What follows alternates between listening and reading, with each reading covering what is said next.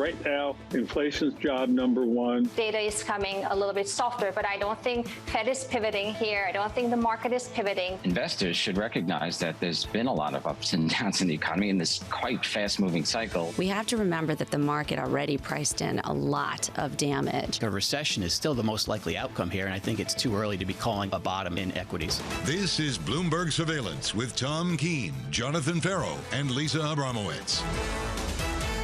Where did July go? Live from New York City this morning. Good morning for our audience worldwide. This is Bloomberg Surveillance on TV and radio alongside Tom Keene and Lisa Abramowitz. I'm Jonathan Ferro. Futures negative 0.2% on the S&P. TK, what a rally through the month of July. It really is. We start strong with Ben Laidler, who's really going to give us a tone here against the Bears. And the Bears, John, as you know, reaffirming. I thought Mike Wilson's note with Morgan Stanley was fascinating, John. He reaffirms in a slowdown, guess what? At some point, the earnings view declines. The downgrade should come through and come through fast, Tom, in a recession. That's his whole point of view. At the moment, though, we can dream, to use his words, and we are dreaming, aren't we, TK? Going into the data, payrolls this week, CPI next week. Dream of a better future, and it's going to be a data-dependent Fed. Forward guidance out the window, so every data point matters, John, and we're going to see that. Payrolls, you got to pay attention there. Will the labor economy break? Every Fed speech matters right now. And Lisa, over the weekend, Neil Kashkari of the Minneapolis Fed spoke twice, pushed back against this euphoria that somehow this Fed pause is coming sometime soon. And we're going to expect a lot more of that. We heard a tentative or more tentative kind of tone out of Raphael Bostic on Friday. This really is the key pushback that Fed Chair Jay Powell said that we are close to neutral. We are getting closer to getting that rate closer to where it needs to be for this economy. I'm looking at the real yield on two-year bonds right now. It is negative 0.3%. We still have negative real yields in the United States at the front end at a time when you've got the fastest pace of inflation going back for 40 years. Real yields, they topped 2 days before the equity market bottomed, June 14th. It's been the story, hasn't it? As soon as that started to fade, we started to kick higher much more aggressively in this equity market. This is the conundrum in my view. We have had earnings in some cases that are better than expected. However, how much does that even matter when it's all about the Fed, all about restrictive rates, and where we are in a cycle? It's not. It's about corporations adapting and adjusting. And, John, that's what we've seen in the last 6 weeks. Brahma's got things to say, Tom. I don't agree with this. It's all about economic stuff. It's about corporations adapting and adjusting given the slowdown, given the end of the pandemic. And I'm sorry, but John, we will get on with the show and do price action. But Tom, how much are we looking at, yes, earnings, but at the same time, the greatest rewriting of where we are in terms of Fed policy going back for years? That is what we've gotten over the past month in terms of the rally in 2 years. There's no question about it, and it deserves a road trip this August out to Wyoming. We are going on a road trip this August out to Wyoming. That's actually happening, Tom. That's one of the few things you've asked to happen that will actually happen. Really? Should we get a look at the price action? The ECB's after Let's do that right now. Let's do that. Negative 0.2 on the S&P. On the Nasdaq 100, we're down by 0.2% as well. Yields coming up about a basis point to 265.77. Larry Summers with David Weston over the weekend.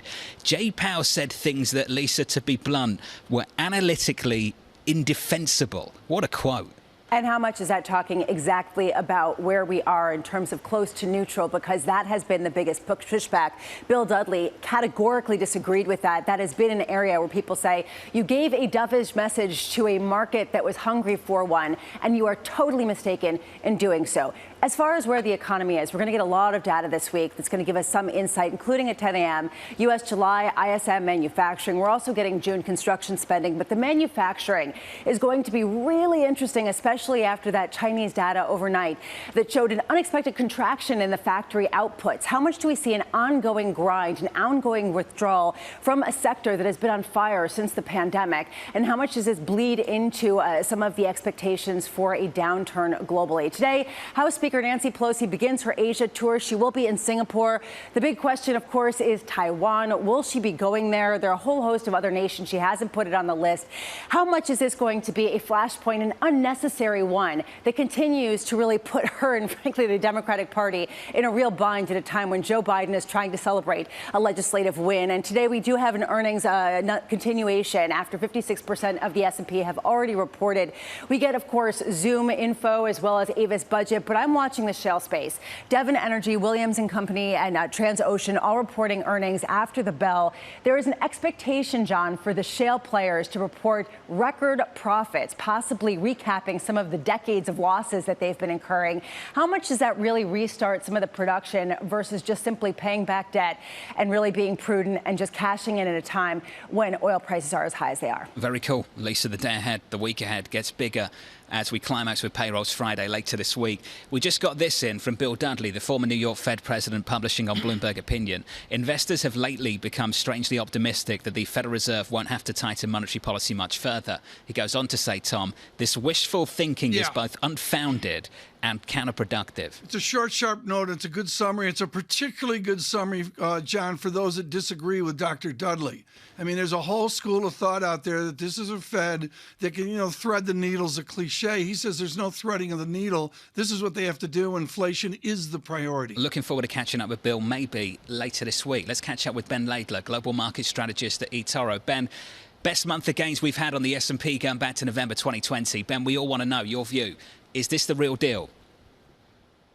We've seen a classic sort of climbing the wall of worry, right? I mean, we had a terrible June. Sentiment got super bearish. Everyone was freaking out about, an earnings collapse, a consumer collapse. And hey, guess what? It hasn't happened. That's not to say it's not going to happen.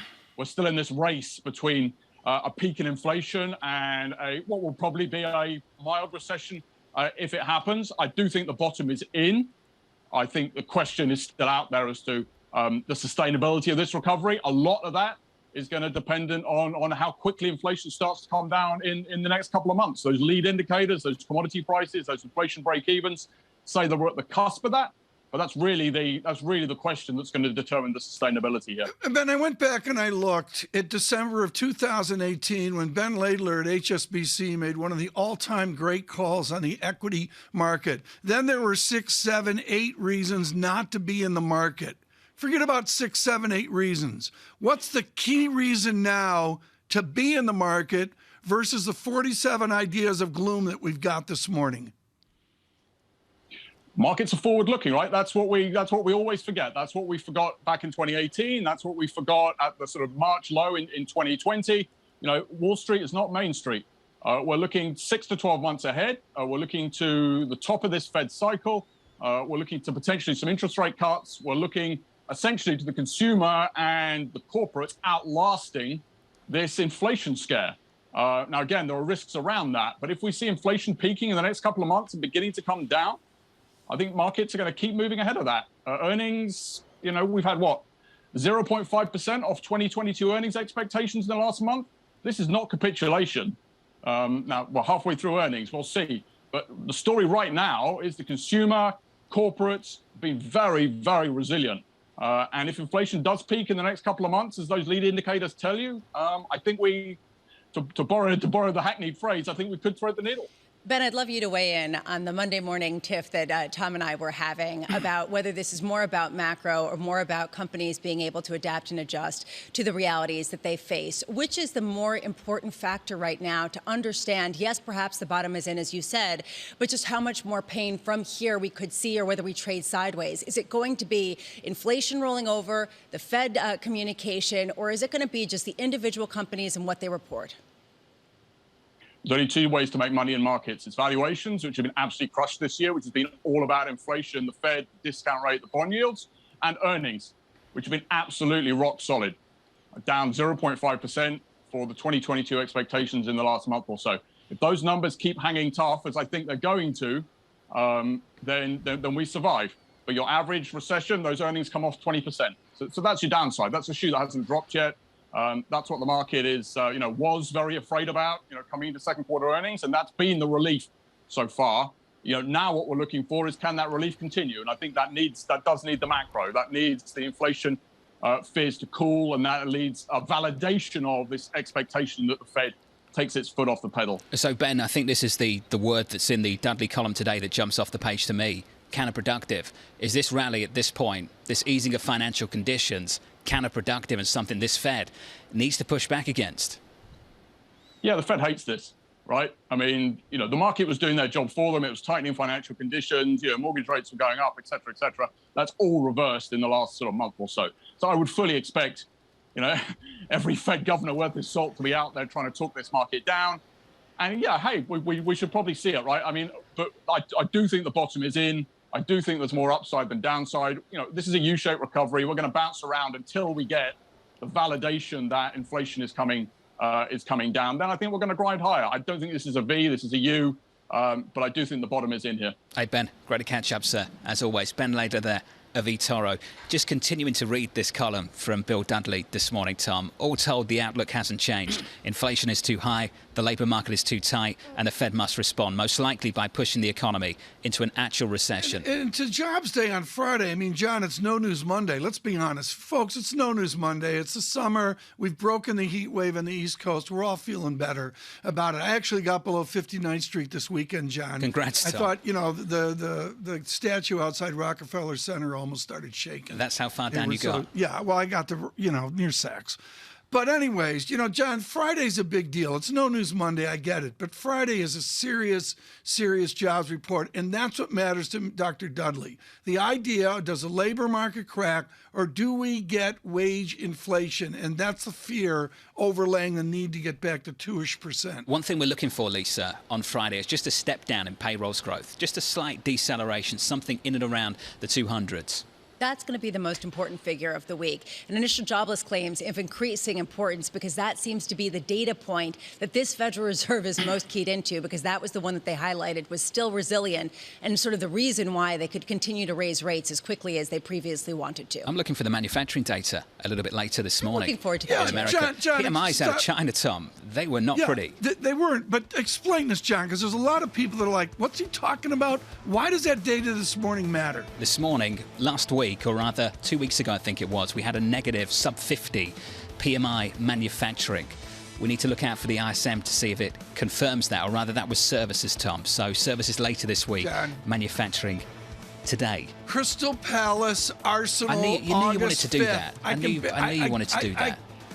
It's so much better than in America. They just start playing. They do. Next weekend, the league begins. And congratulations to the Women's England football team, Tom. If you're going to bring up sport, you've got to go there. Yeah. For winning the European Championships. We've got to go.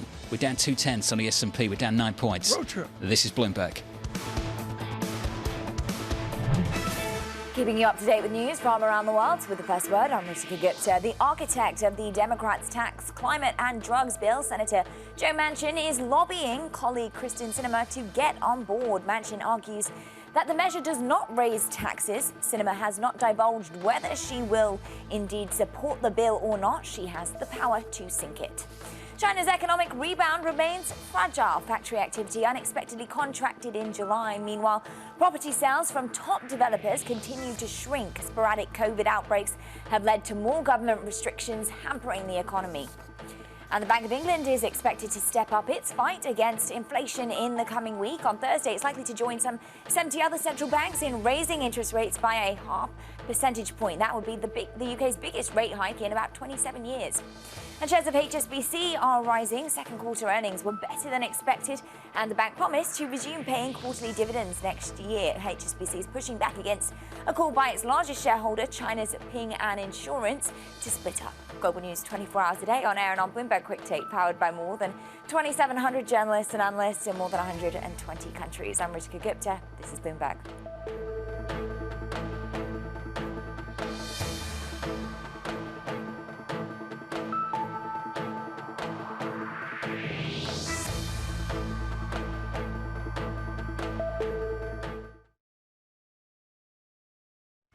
Season is here. Everything I've read has just got the R word. Resilience, not recession. Earnings are expected to be so weak that I think that presents a very intriguing opportunity. Bloomberg breaks the numbers first. We get a deluge of earnings globally this week from Alphabet and Microsoft. With exclusive expert analysis. These earnings have proved to be really inconsistent, not actually showing a real picture that goes one way or another. Bloomberg Television and Radio. The fastest numbers and analysis you trust.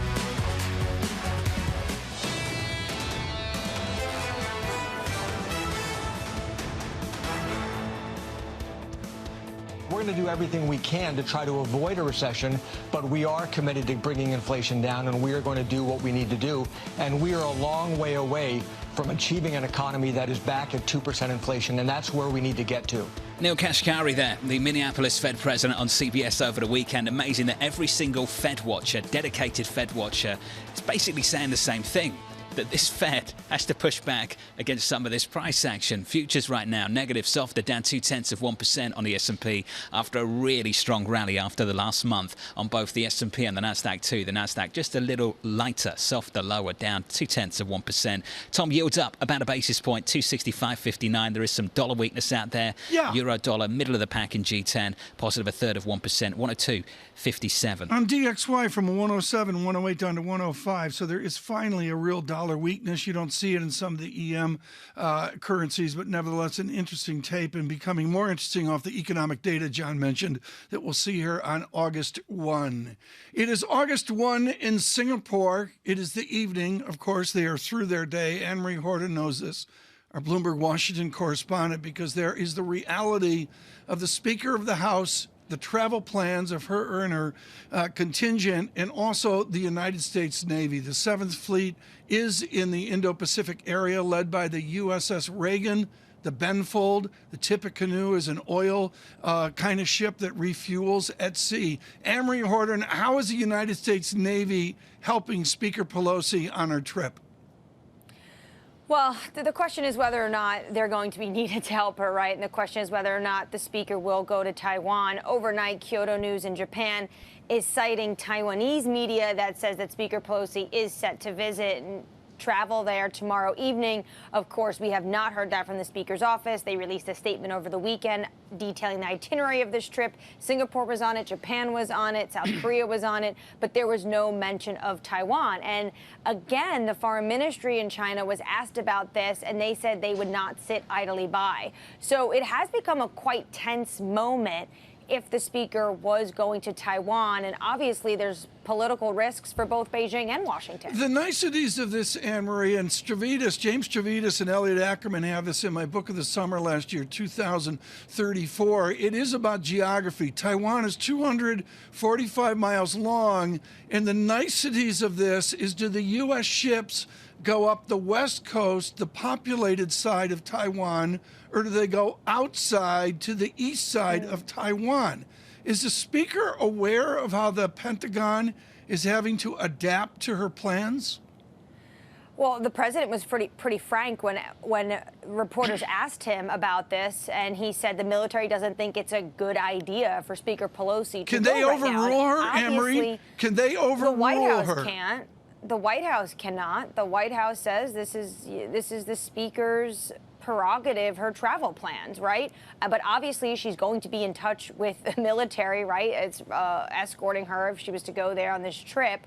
And they're going to do everything they can when there's high-level individuals from United States officials traveling around the world. They are always involved. One thing is, of course, interesting. Over the past year or so, there have been more incursions into Taiwanese defense space. There has been more intercepts. The FT had an interview with General Milley talking about this. There's also, of course, been the fact that the Chinese military is now saying that the Taiwan Strait is not international waters. Yeah. This potentially speaking to your point, Tom, of which way the Navy goes. Anne-Marie, there have been reports about how much the Chinese military has been built up over the past decade, in particular their Air Force, and that it's unclear that Taiwan, and even aided by the U.S., could win if China decided to invade and to grab that land and the sovereignty therein. How much is this weighing on Taiwan in terms of whether they actually want Nancy Pelosi to come? Right. Well, I think for Taiwan, Speaker Pelosi would be a huge testament and statement to what many in Taiwan want, which is independence. But you bring up a point of, I don't think there's many people that want to see another massive conflict already when the world is dealing with Russia's invasion of Ukraine. When it comes to Taiwan, of course, this whole year we've seen the White House make statements, or the president make statements, and the White House have to walk it back, most notably in May when he was in Asia, saying they would defend Taiwan, they would send weapons to Taiwan. Some of that had to be walked back. it comes at a really critical time because it's difficult for Xi Jinping in this moment to potentially not make some sort of dramatic movement. He's pushed a little bit by nationalists. He's suffering economically, domestically. And of course, in 3 months' time, he's going to get this president-breaking third term. This is really a critical moment for him. And a lot of this could be deflecting, but it does risk potential errors. Anne-Marie, AMH down in DC. Anne-Marie, thank you.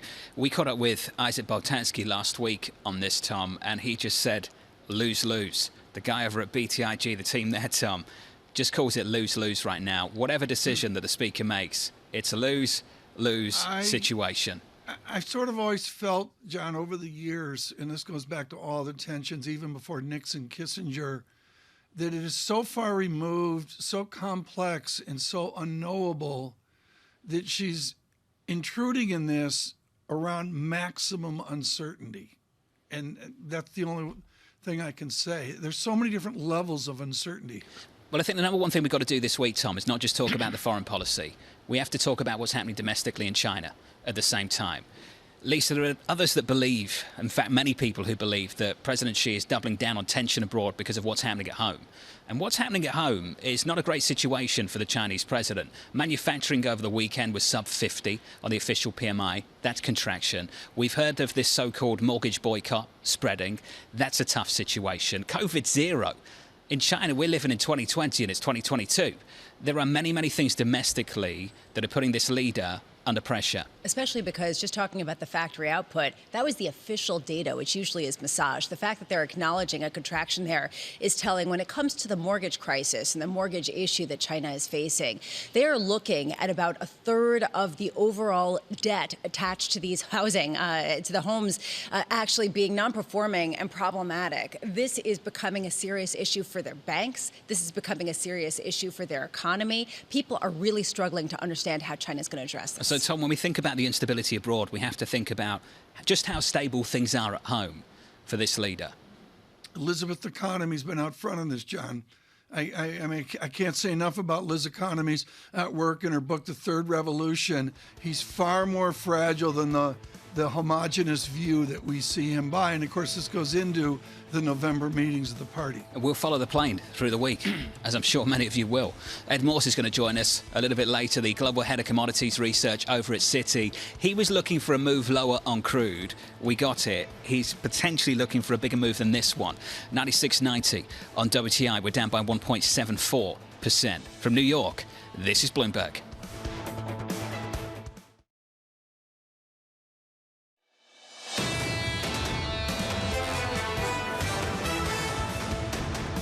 From New York City this morning. Good morning. Equity futures slightly negative, down 0.2% on the S&P. On the Nasdaq 100, down about 0.25%. Massive month of gains last month. The S&P 500 with its biggest month of gains going back to November 2020. Big month for the market, not so great month for the economic data, leading some of you to price in potentially a slower Fed, reinforced supposedly by the communication we got from Chairman Powell last week. And this is what it means for the bond market. 2s, 10s and 30s for a second straight week last week. Two-year yields declined this morning, up about a basis point to 289.85, even with Neil Kashkari over the weekend, the Fed president from Minneapolis, pushing back against this idea that the Fed might be done sometime soon. He's not alone. Others will follow. How will this bond market respond? I can tell you how foreign exchange is responding right now. Based on the developments of what's happened in the bond market, push it through FX, and euro-dollar looks a little something like that. We've had 4 straight days of dollar weakness now in the dollar index. Euro-dollar positive by 1/3%, Tom, to 102.57. And the euro is not alone. The yen's looking stronger. The euro's looking stronger. Pretty much everything in G10 is stronger against the weaker dollar this morning. Some of the cross rates are interesting. Euro-Swissy really doesn't give it up. It is a little bit weaker Swiss, but to watch the mix there, I think, John, is important. John, I know the big equity market. I just want to report that the variance on the triple leveraged all cash fund was, unched. Have you dabbled, Tom? Have you thought about maybe rotating out of cash? I looked at it. I had the buy side ticket out. I walk around, folks, after the show with sell tickets here and buy tickets here, like the wonderful Ace Greenberg, and I couldn't pull the trigger. That's the end of the bear market rally, Tom, when that starts. June 18th. We're all waiting for it. We're all waiting for it. Couldn't do it. Futures -9 and the VIX off the 21 level, 22.32. This is a joy. Edward Morris defines a global oil analysis. He's head of commodities research at Citigroup. Let's get right to it. Ed Morris, I want to talk about demand responsiveness or demand elasticity nation to nation. Is the demand dynamics of less demand in the United States the same as the demand dynamics, say, in Germany or Singapore? Absolutely. European economic conditions are worse than they are in the U.S. Compound that with the higher price, and yes, we're not seeing any demand growth in Europe. We're not seeing very much demand growth around the world. It's just prices are too high, and even though they've come off, the gasoline prices have come off. The continued strength of the dollar, even though, as you noted, it's weakening, and just this sheer high price is deterring people from using the car as much as they were in the past. Do you assume out of the bulls, and you've been right in the last number of months, Ed Morse, do you assume that demand clicks in if COVID is solved in Asia? Well, certainly there's one level where demand will absolutely kick in, and that's jet fuel demand. China is a very large user of jet fuel. They've shut down international travel, so they're down about 1 million barrels a day from where they've been just on the jet fuel side. So yes, we do expect a year from now, all else equals, that we're going to see significantly more jet fuel demand. We don't see that happening, by the way, in the other transportation fuels. We think gasoline and diesel are likely to remain weak unless there, for some reason, is going to be a rebirth of global trade and some shot in the arm to get people driving again. If this is the case, Ed, why are we not seeing inventories build more? Well, we are seeing inventories build. The problem is they've been at such a low level. That's one of the problems. The other problem is that when we look back at the second quarter, there was a good inventory build, but most of it took place in China. We had a month and a half in which real demand was down about 1 million barrels a day, a little bit more. And we had inventories building because there was another 1 million barrels a day of imports coming out of taking advantage of the low price of Russian crude and actually stock building. We had a lot of imports of Saudi crude, up around 700,000 barrels a day alone, 1 month after the other. So the inventory build in Q2, which is unevenly distributed, we're seeing actually an inventory build west of Suez right now. We're just not seeing it in the U.S. The U.S. is in this bizarre position of being not one market, but 3 or 4 different markets. We are an open market. We can't export other than by pipeline. And I use the word export euphemistically. We can't export from the Gulf Coast to the East Coast. We can export to Europe and other places. The turning away from Russia by European countries and companies have had them turning to the United States. Last week, the data from the EIA had U.S. exports at a record high of 10.9 million barrels a day growth, 10.9 million of including well over 4 million barrels a day of crude oil. So we're having the kind of discontinuities in the market, pulling oil out of the U.S., going into other parts of the world. But there definitely is weakness on the inventory side. And we're seeing that in the level of backwardation. Prices have gone down. Prompt prices are going down when it comes to crude at a faster rate than deferred prices. The difference between the prompt month and the second month is narrowing.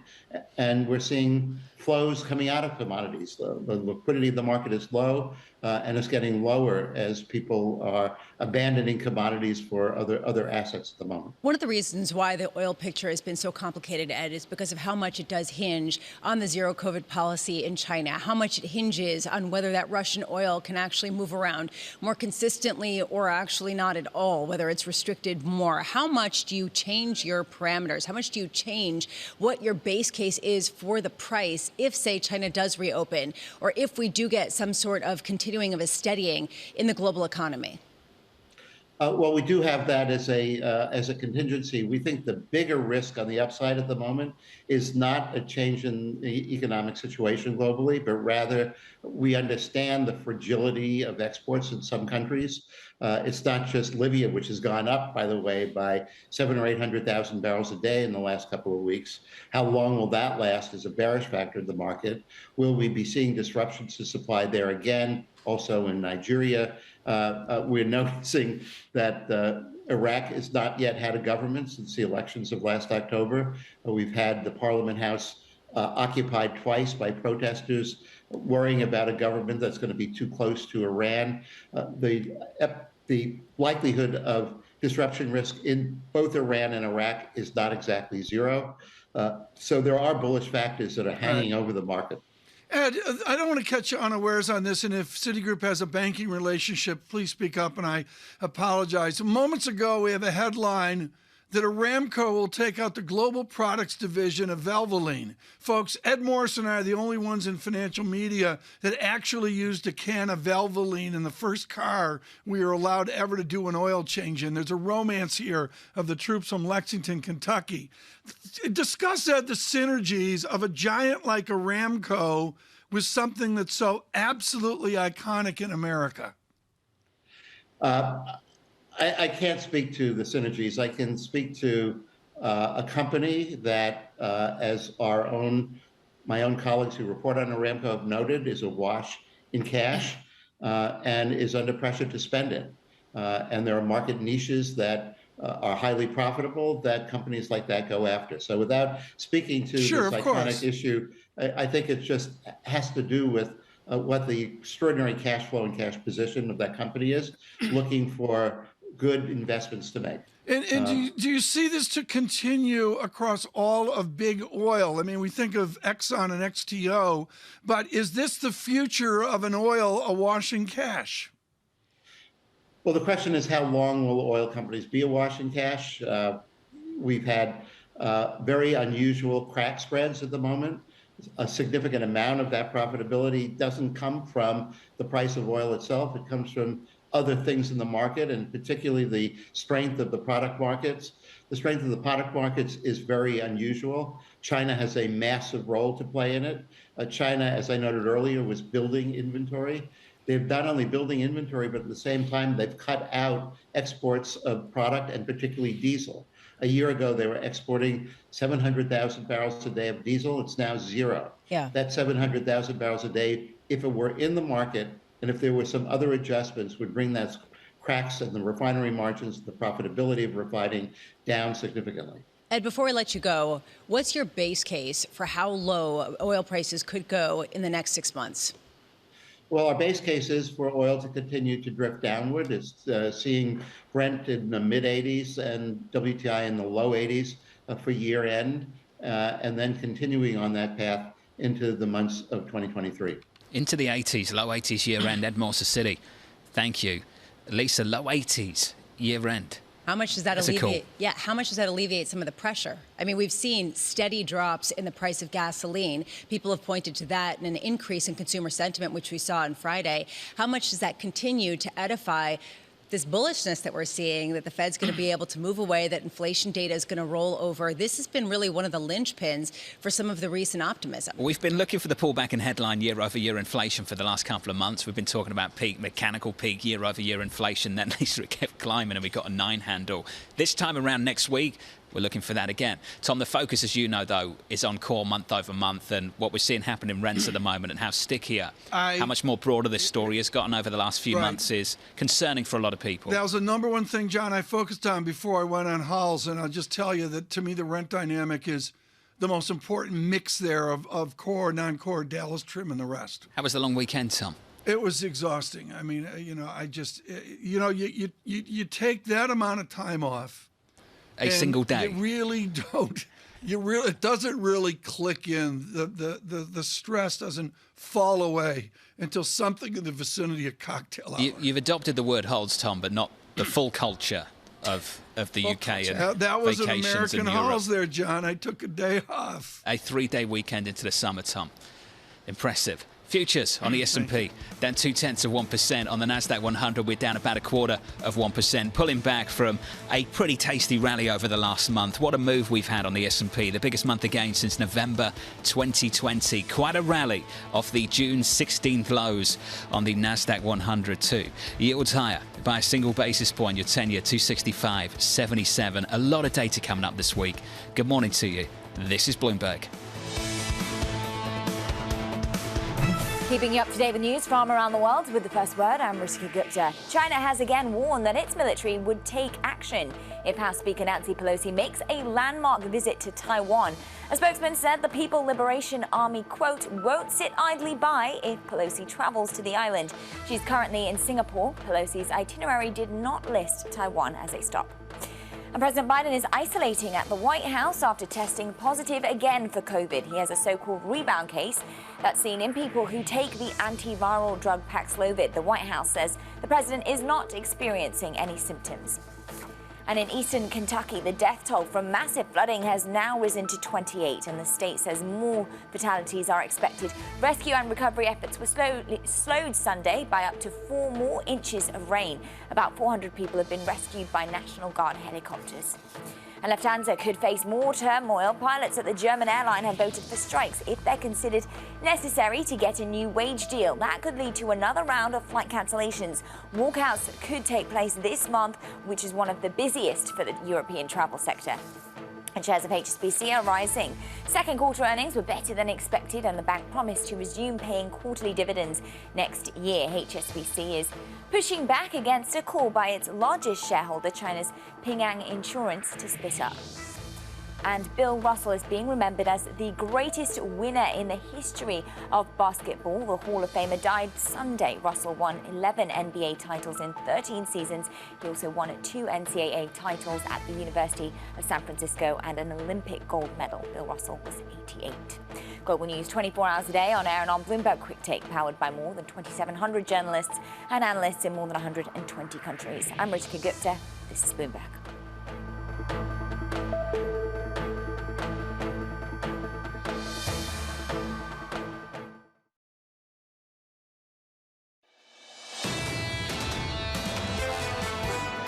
I think Jay Powell said things that, to be blunt, were analytically indefensible. There is no conceivable way that a 2.5% interest rate in an economy inflating like this is anywhere near neutral.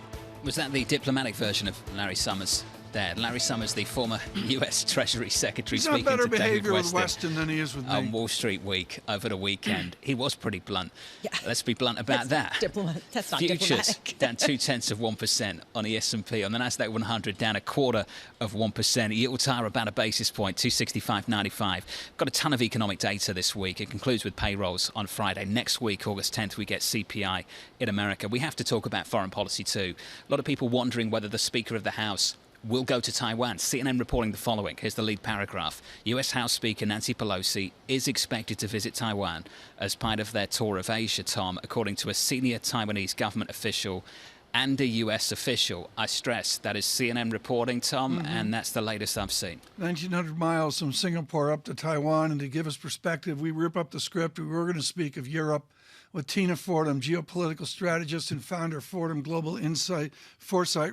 She has been fabulous with us over the Ukraine war. But Tina, I've got to turn to this. We talked with our Anne-Marie Horton about it earlier. The Pentagon has to adapt to this. With the USS Reagan and the 7th Fleet, it does harken back to Nimitz in a different time and place. But our big trap here is nostalgia or history. What is the new, what is the distinction in 2022 about China, the U.S., and Taiwan and Formosa? The way that I look at this, Tom, is that one of the byproducts of the pandemic was that both China and Russia looked at the United States and Europe and really drew the conclusion that we had weakened and were open to testing our boundaries, right? Our willingness to defend Western long-standing security relationships and alliances. I think that the White House has been pretty bold in wanting to push back on Putin. We've seen this with the eventual move to arm Ukraine, and the same thing with Pelosi's apparent move to visit Taiwan. A lot of people will see it as a provocation, but from my own perspective, looking at geopolitics through a security lens in this case, Continuity and no daylight between the U.S. positions will be very important for reinforcing resolve. With all of your abilities, Tina, does the U.S. have enough material, enough forces, enough military on the Pacific Rim? Well, at the moment, to fight a conflict, I mean, that's a different question from what's happening here, which is the kind of diplomatic choreography of putting your money where your mouth is, right? So both sides have increased the number of patrols, exercises, and everything else, but the U.S. has a strong military presence in Asia. That hasn't changed, and it certainly hasn't changed as a result of the Ukraine conflict, right? The U.S. hasn't redeployed forces on that one. Tina, we've been reporting all morning that China has warned that their military will not sit idly by as Nancy Pelosi does head to Taiwan if this report by CNN is in fact true. What do you expect their actions will be? I think it'll be an intensification of what's been evidence for the last several months. I mean, in my view, this move from Nancy Pelosi comes because U.S. intelligence have been warning that they believe that China is closer to making a move on Taiwan, perhaps in the next 18 months, than it has been for some time. I think that will come as a surprise to a lot of investors who had believed that the war in Ukraine might prompt China to take a rest. It's why I say that the signals coming from Washington, from even the Supreme Court, about the strength of the United States resolve, the strength of U.S. democracy, are being watched very closely to see if indeed Washington can respond to numerous threats. Given the military buildup and given the fact that China has invested quite a bit in its military, how much does the U.S. view that China as having a more advanced, a more complicated role and a more difficult opponent if there is an altercation versus a weakened Xi Jinping in light of some of the domestic challenges? I think that there is a big distance to travel between sort of telegraphing to China that the U.S. is ready to defend its longstanding positions and that it's willing to engage in state-to-state conflict. Neither side wants to do that. That is clear. But we should go back to first principles. China has always wanted to be the regional hegemon and has objected to the U.S. military presence. And the U.S. going back, over a century, has said it doesn't accept the notion of regional hegemons to start with. And that's what both Russia and China have in common. And Tina, just to put a bow on all of this, how did we get to this point? Where did this meeting come from, this potential visit from the speaker? My understanding is that this trip was booked for before Nancy Pelosi had COVID. This is exactly the kind of sort of low-cost diplomatic option, though, that a government would engage in to do exactly what we've been talking about and reinforce the continuity of U.S. positions. So I see it as, frankly, an almost necessary move, because canceling it would have given the appearance that the U.S. is not willing to stand up to its own positions. Tina Fordham of Fordham Global Foresight. Tina, thank you. We still don't know whether the Speaker of the House will actually visit Taiwan, Tom. On the public itinerary for the Speaker of the House, Nancy Pelosi, it wasn't on it. The latest reporting from CNN indicates it will happen, and I can only offer you the reporting from CNN this morning. She's expected to visit Taiwan as part of their tour of Asia, according to a senior Taiwanese government official and a US official. Tom, within this piece, they go on to say the Taiwanese official added that she is expected to stay in Taiwan overnight. It is unclear when exactly Pelosi will land in Taipei. So, Tom, that's the latest. The symbolism of this is extraordinary, John, and it really, to me, goes full circle to Nixon-Kissinger, which was a profound shock. Now, let's envision Speaker Pelosi in some kind of moment in Taiwan. All of that will be massively choreographed, I'm sure. But, John, you made a joke earlier about visiting a semiconductor factory. I mean, whether it's a semiconductor factory or it's lunch in Taipei, the answer is this is an extraordinary moment. I thought Tina framed that beautifully. Futures right now, Tom, down 0.2% on the S&P. On the Nasdaq 100, we're down about 0.25%, down 32 points. Shaping up as follows in the bond market after Neil Kashkari spoke over the weekend, pushing back against maybe this dovish interpretation of the Federal Reserve meeting last week. Yield shaping up as follows, up 2 basis points to 266.67, Tom, this morning. Do speakers matter anymore if there's no forward guidance? The Fed speakers matter because they're offering you their interpretation of the data, Tom, and what they have to do. This is about the reaction function, and I think this is the point where this Fed, maybe we're going to hear a little bit more about what they think of this market reaction. We got rid of forward month. guidance this weekend at the Keene House.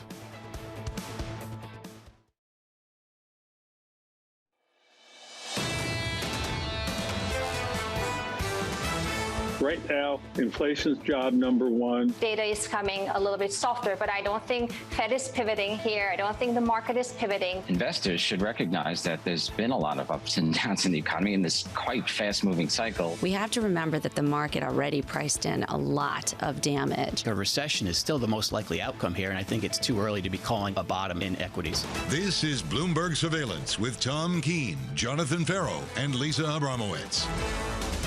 Coming off the back of the biggest month of gains since November 2020. Live from New York City this morning. Good morning, good morning. For our audience worldwide, this is Bloomberg Surveillance on TV and radio alongside Tom Keene and Lisa Abramowitz. I'm Jonathan Ferro. Futures down by 0.2% on the S&P. TK, big week ahead for economic data. Huge week ahead, John. And what's interesting to me is not the jobs report on Friday, but when we get to your property, the real yield Friday afternoon, will we have a negative inflation-adjusted yield? That would be the first shock of August. Real yields peaked on June 14th. The equity market, the Nasdaq, bottomed 2 days later on June 16th. Does this Fed have to put a little bit more weight back into this bond market? Well, Ben Laidler alluded to that in the last hour. He's been one of the great bulls and says climb on board here as well. I don't think they can overthink that, John. I don't think, I don't know what Chairman Greenspan would say, but do we want a Fed really trying to manipulate the equity markets? I don't think that's productive. Hasn't that been their job the last 10 years, Tom?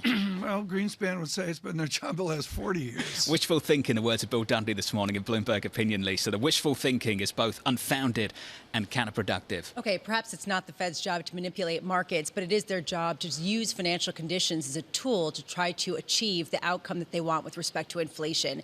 And that is decreased demand, and that is lower valuation. So yes, expect them to jawbone down prices, but will it work? When we've heard this before from different Fed officials, and unless it's from the Fed chair himself, unclear whether it will have the same effect on markets. When it comes to the data, what's more important right now? This market seems to be focused on output and not inflation. The GDP numbers and maybe not the ECI last week. And Lisa, that seems to be the direction of travel at the moment. There is a belief embedded in markets that the Fed already sees the potential of inflation rolling over and is going to adjust accordingly, and that they're going to adjust before that happens, which raises a question of whether it is counterproductive, in Bill Dudley's words, because we ends up prolonging this whole process, this chicken and egg kind of back and forth that's causing much of us to have a headache. The rally makes it less likely that you can get a rally because they've got to push back. I think that's it. Anyway, exhausted. Futures down 0.2 on the S&P this morning. Good morning to you all.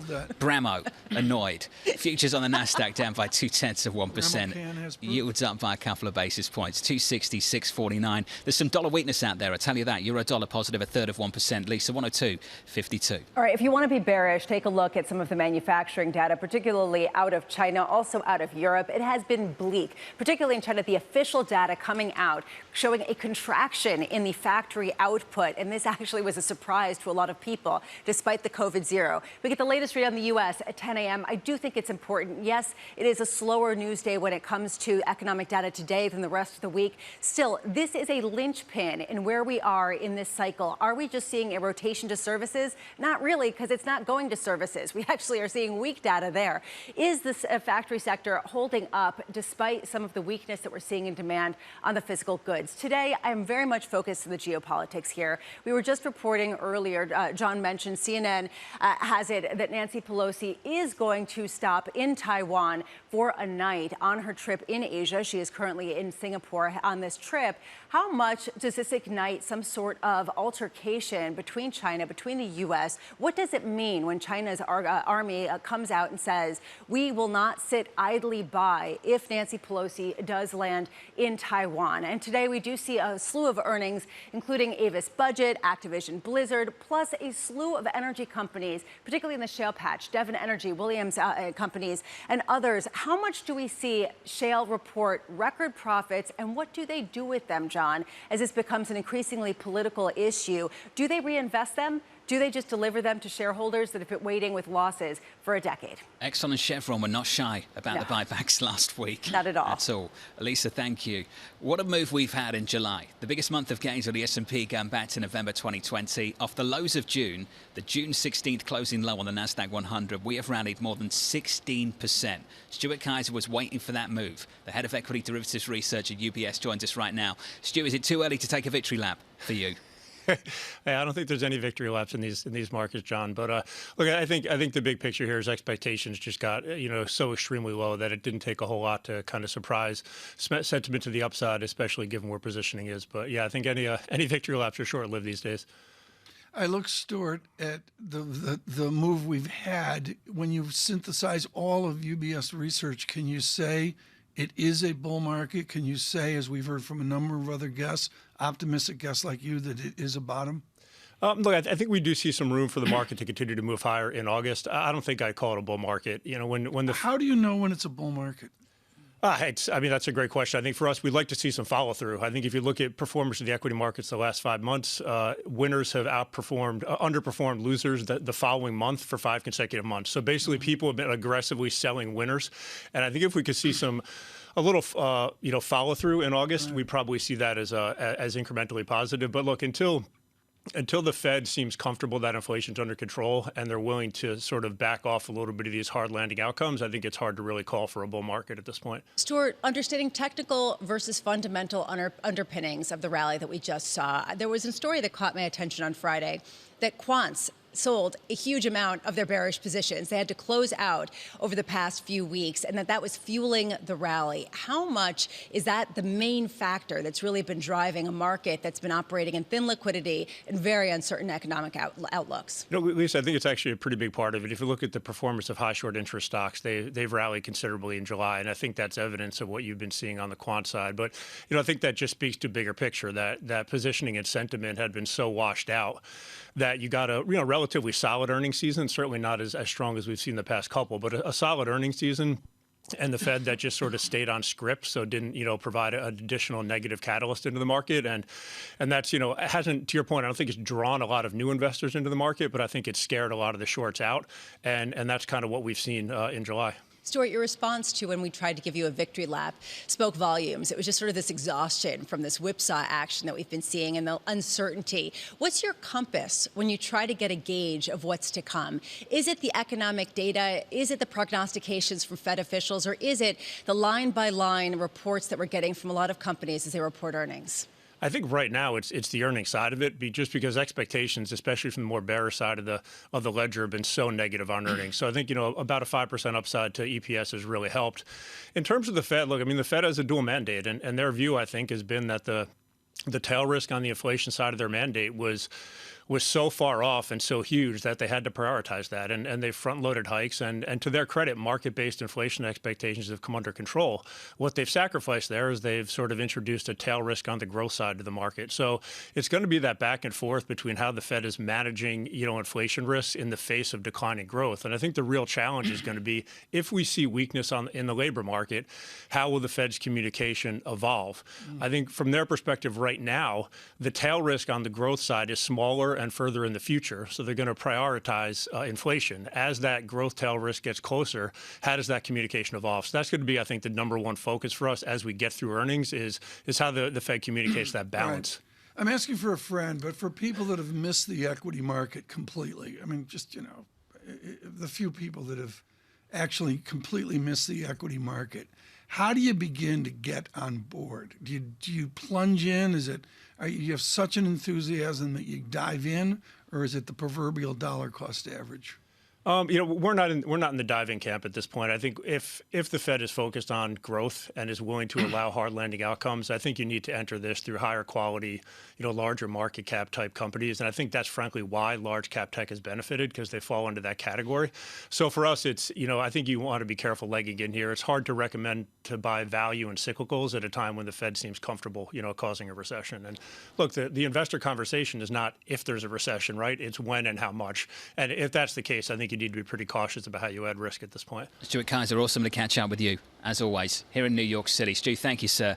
Looking ahead to the Fed speak tomorrow, we've got Evans, Mester, Bullard, Tom, all on deck, and I imagine we're going to get a ton of it this week from these guys. I always want to hear from Dr. Mester. She's just so good on the acuity of the reaction functions, but you got to believe you want to hear from Mr. Bullard to see the urgency for a Fed to focus on inflation until they see disinflation. Are they satisfied with how Chairman Powell's comments last week were received, Lisa, by this market? The answer is no. What did Ben Laidler say? They hate this. The Fed hates this response, and I think that that's an accurate assessment based on everything we've heard. How do they then say the economy is doing okay, but you guys got it wrong? How do they dovetail that message without going too far, without losing credibility and being accurate to the goals of the Fed? Inflation's at 9%. We've got work to do. Isn't that just the message? But you know what? That's what Chair Powell said. It didn't work. Chairman Powell was focused on the output data because that was the line of questioning. I caught up with someone over the weekend that reminded me of that, and I think it's important. The majority of the questions in the news conference were about this recession story, so he had to attack that line of questioning. We didn't actually ask much about inflation, how sticky, how broad this might be going into year end. Then he started to lean on this concept of neutral, which Larry Summers has come out with a bucket of freezing cold water and poured it all over. And Tom, I think that's where maybe you get some pushback in the coming weeks. Larry Summers' argument is a basic one, and I think it resonates with a lot of people. How can we be at neutral when inflation, Tom, is at 9%? I looked at the inflation chart, John, adjusted back, I think, to 1914 this morning. They have that on the Bloomberg from the U.S. government. And we're in a unique position right now. It's much, much worse than what we saw with Volcker. And Summers is right about that. The depth of duration here really screams for action. Looking ahead to payrolls Friday, the estimate so far, 250,000. I didn't know that, really. That's the number? The high is 300K from Credit Suisse. Morgan Stanley at 300K as well. Bank of America with Mike Gapin over there now looking for 275. 200 seems to be the ballpark figure that we're looking for, away from the 300s of the last month or so. Futures down 0.2% with Tom Keene, Lisa Abramowitz and Jonathan Ferro from New York City this morning. Good morning. Will the Speaker of the House visit Taiwan? The latest reporting from CNN suggests she might be. We'll catch up with AMH down in D.C. Up next.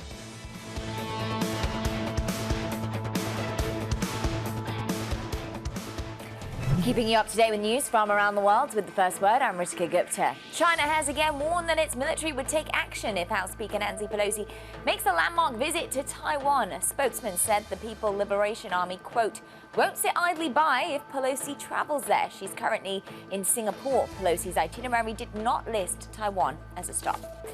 The architect of the Democrats' tax, climate and drugs bill, Senator Joe Manchin, is lobbying colleague Kristen Sinema to get on board. Manchin argues that the measure does not raise taxes. Sinema has not divulged whether she will support the bill or not. She has the power to sink it. And the Bank of England is expected to step up its fight against inflation in the coming week.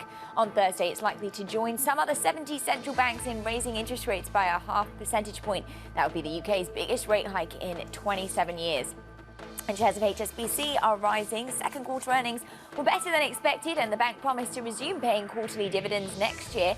HSBC is pushing back against a call by its largest shareholder, China's Ping An Insurance, to split up.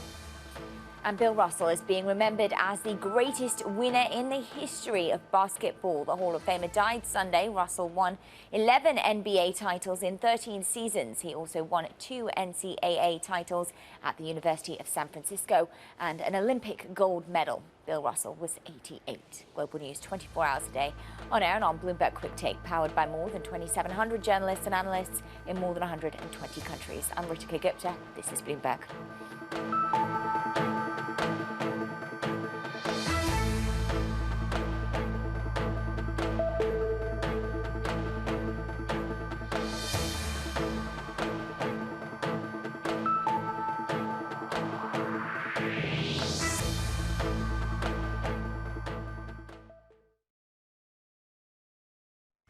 Spring season is here. Everything I've read has just got the R word. Resilience, not recession. Earnings are expected to be so weak that I think that presents a very intriguing opportunity. Bloomberg breaks the numbers first. We get a deluge of earnings globally this week from Alphabet and Microsoft. With exclusive expert analysis. These earnings have proved to be really inconsistent, not actually showing a real picture that goes one way or another. Bloomberg Television and Radio. The fastest numbers and analysis you trust.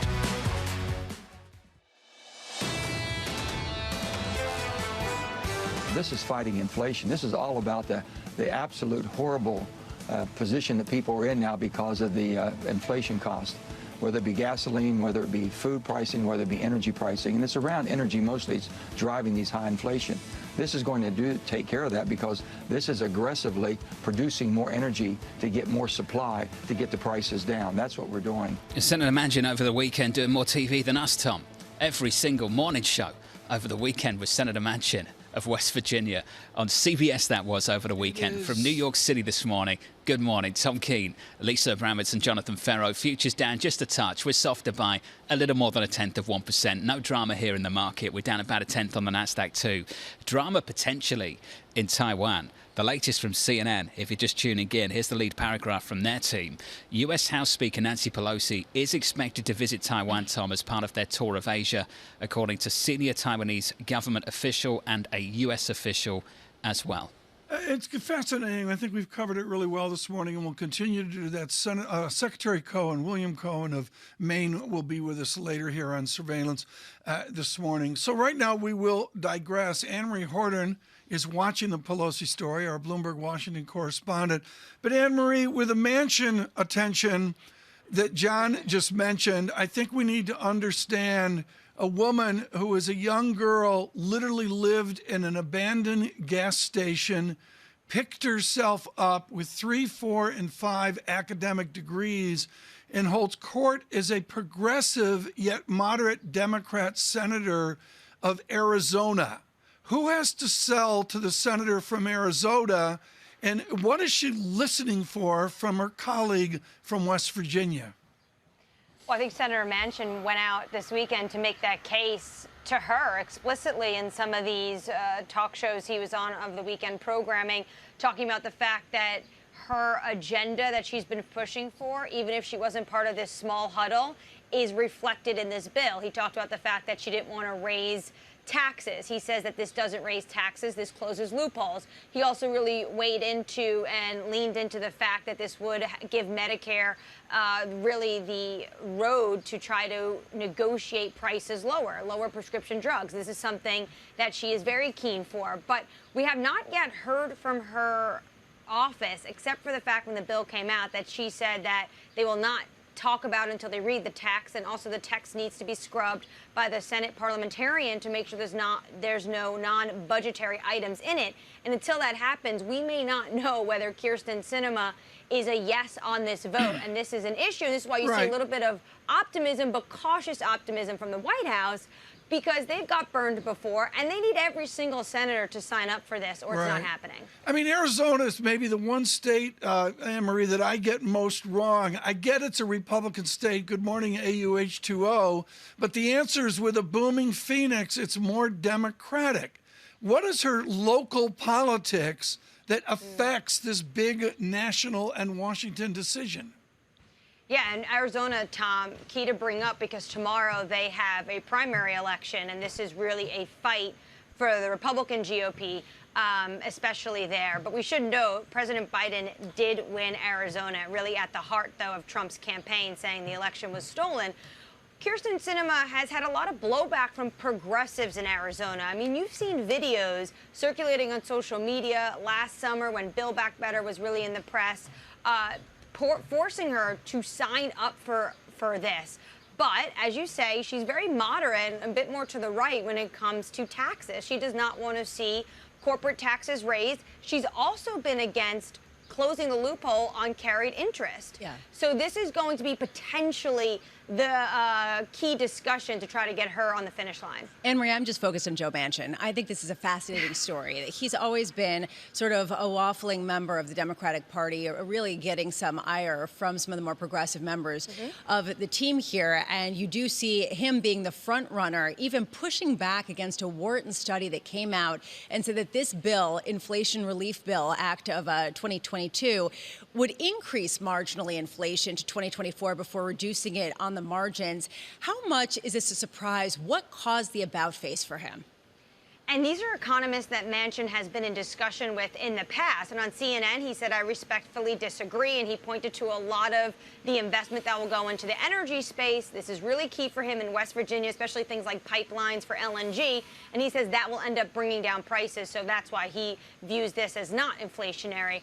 For Manchin, his team will say this is not a reversal. They've always been engaged. The reason why, he also was explaining why he kept it very small circle with Senator Schumer and only really a few others. I mean, this really sent shockwaves through Washington. Many people that are never really shocked at anything in politics were quite literally shocked that this deal was able to come to fruition. And he said he didn't bring other people in because for so many times he let members of his party down because he couldn't go as far as the progressives wanted him to. And he said we were able now to get a deal. It is not $3.5 trillion. It is $400 billion. And he thinks this is not about spending. This is about investment. But for him, he says it wasn't a reversal, even though he did say he wanted to wait for that next inflation print. What a turnaround, Anne-Marie. The Democrats like Senator Manchin and Larry Summers all at the same time. It's crazy. When did that happen? AMH down in Washington. 100 days out from the midterms. That's when that happened. Getting closer to those midterms, TK, a few months away.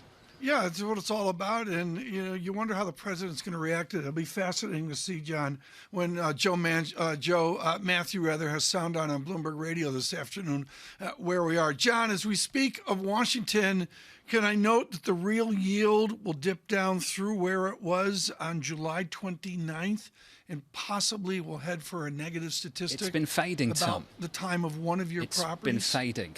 And your disagreement a little bit earlier with Lisa over what's been driving the equity market, I think we've all got to agree that real yields, where they topped on June 14th, that story and how it's faded over the last 6 weeks has been a big factor behind what's happened in this equity market rally. And a lot of that, Tom, is dependent on just the way the perception of what this Fed will or won't do has shifted over the last few weeks. Oh, it depends also on, what we see in inflation. And part of inflation coming down is, within a broader sense, a demand destruction, as Ed Morse talked about with oil. And when the prices come up, demand slips away and down you go. You've said it, though, Tom. Come down to what?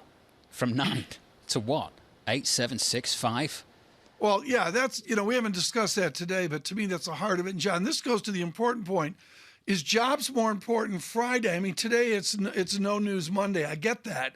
But is jobs more important Friday or August 10, I believe it is, the CPI report? The labour market, I think, Tom, and Lisa, you can weigh in quickly here too, is going to be seen as to whether it keeps the light green on go for this Fed, and CPI is going to reinforce that potentially next week as well. If the labor market comes in hotter than expected, that could actually really spur the markets in the opposite direction, expecting those higher Fed rate hikes. Honestly, Tom, John says it, you don't disagree. I say it, you do. So, it's ISM Monday. Period. It's what? ISM Monday. ISM Is that what you're calling it? 100%. God, there's the...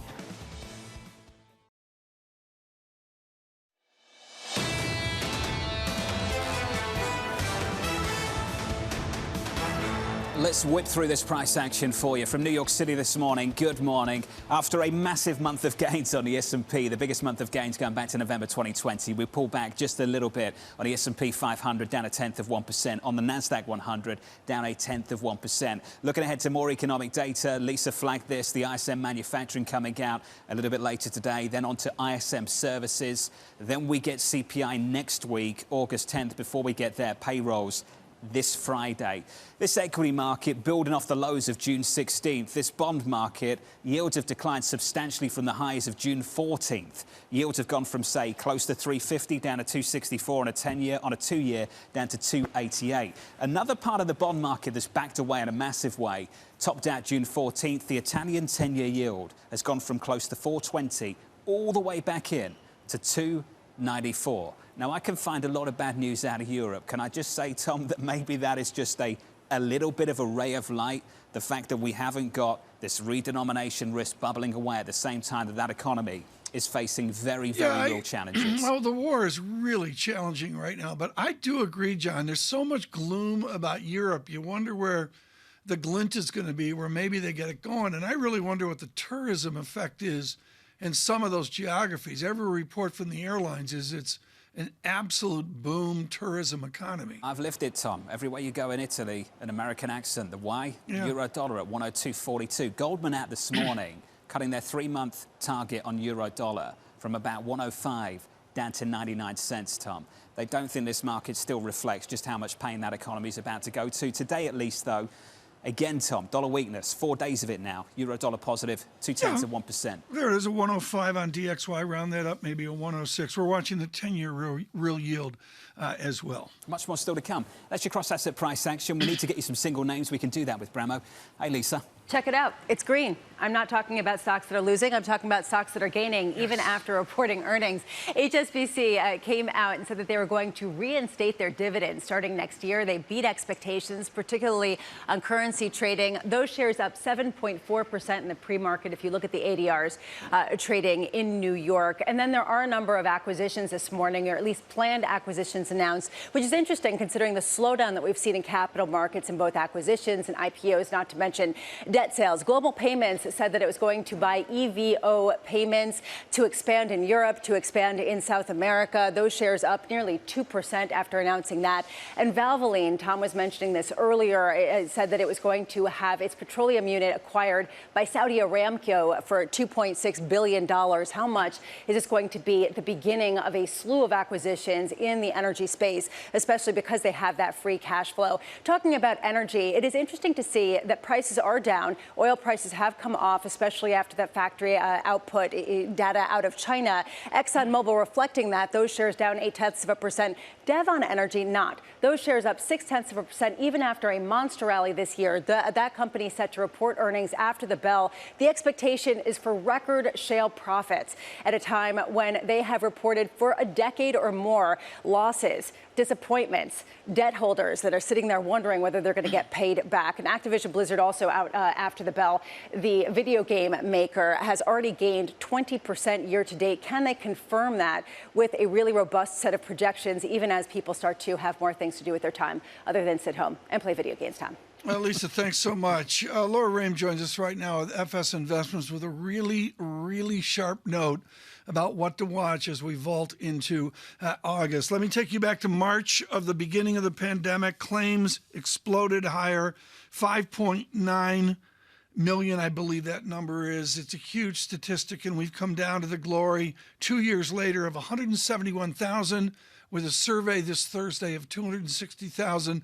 Laura, good morning. You say it is the statistic that matters, and you benchmark it at 280,000. How close are we to getting to the ROM 280,000?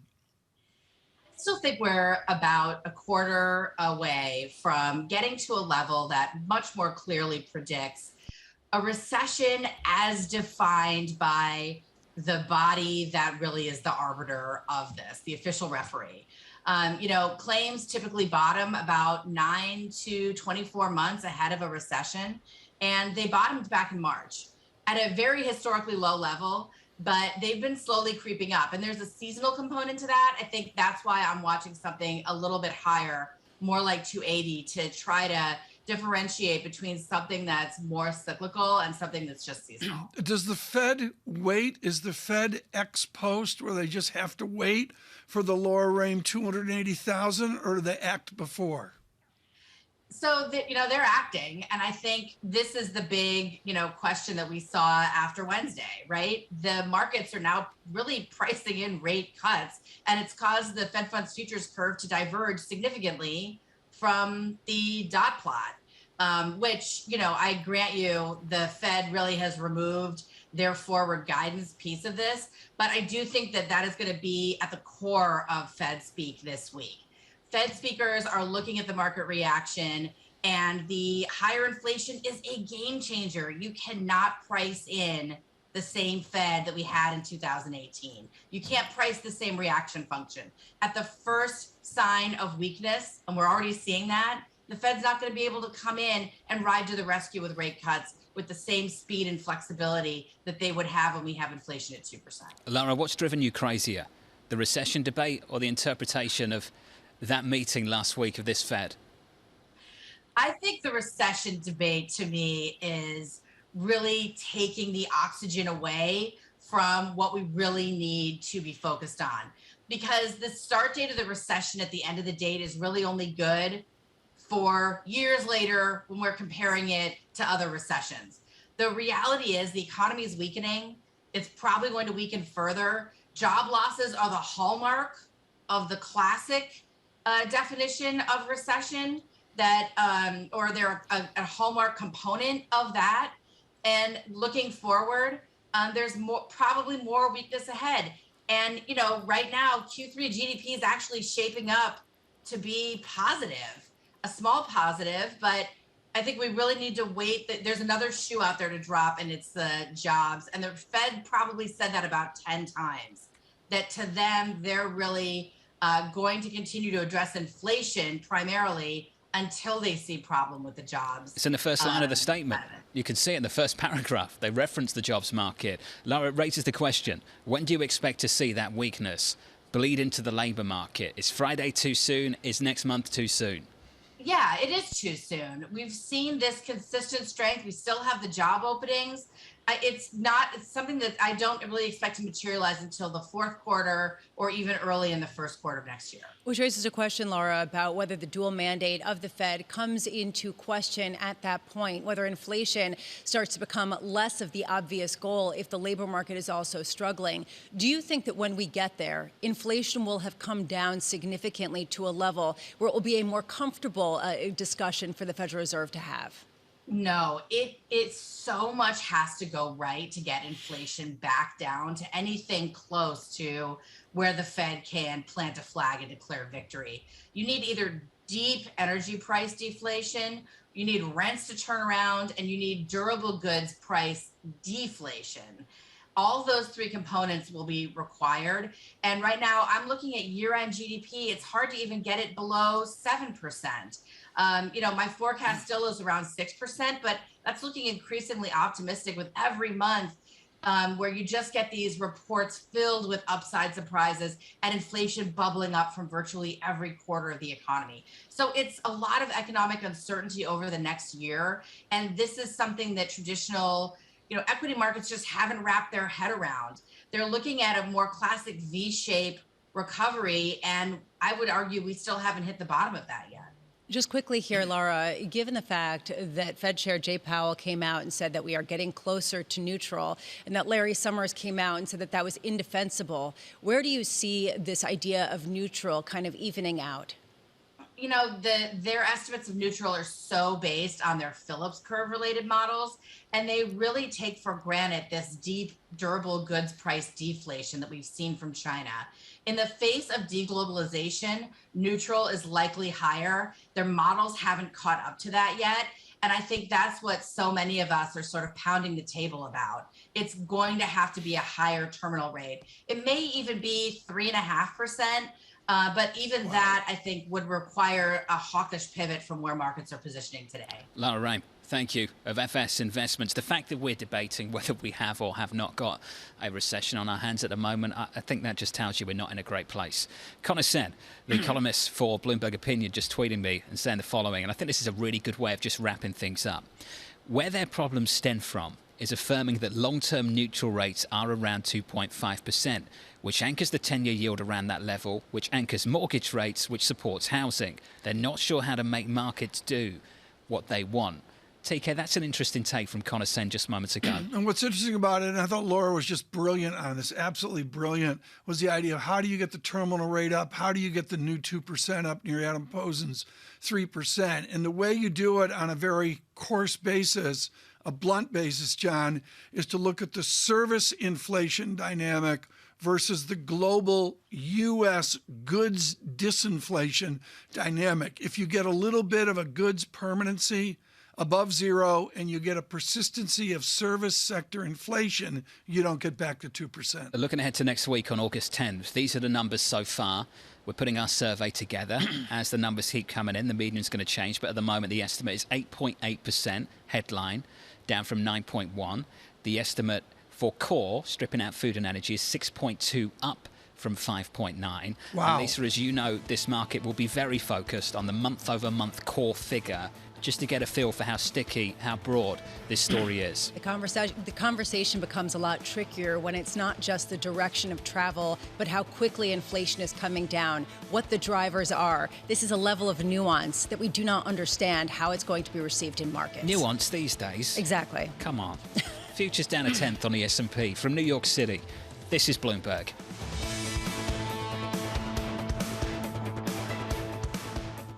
Keeping you up to date with news from around the world with the first word, I'm Ritika Gupta. President Biden is isolating at the White House after testing positive again for COVID. He has a so-called rebound case that is seen in people who takes the antiviral drug Paxlovid. The White House says the president is not experiencing any symptoms. In eastern Kentucky, the death toll from massive flooding has now risen to 28, and the state says more fatalities are expected. Rescue and recovery efforts were slowed Sunday by up to four more inches of rain. About 400 people have been rescued by National Guard helicopters.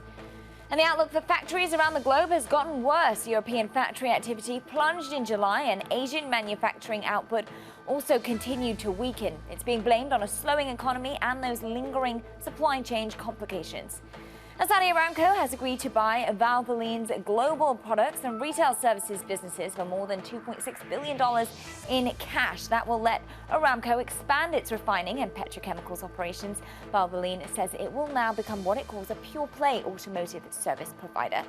And shares of HSBC are rising. Second quarter earnings were better than expected, and the bank promised to resume paying quarterly dividends next year. HSBC is pushing back a call by its largest shareholder, China's Ping An Insurance, to split up. The black actress who eroded racial stereotypes in the 60s, TV series Star Trek, has died. Nichols was 89. Nichols portrayed Lieutenant Uhura in Star Trek and was involved in the first interracial kiss on U.S. network television. At one point, Nichols wanted to quit the show, but civil rights leader Martin Luther King Jr. persuaded her to stay. Global news 24 hours a day on air and on Bloomberg Quick Take, powered by more than 2,700 journalists and analysts in more than 120 countries. I'm Ritika Gupta. This is Bloomberg.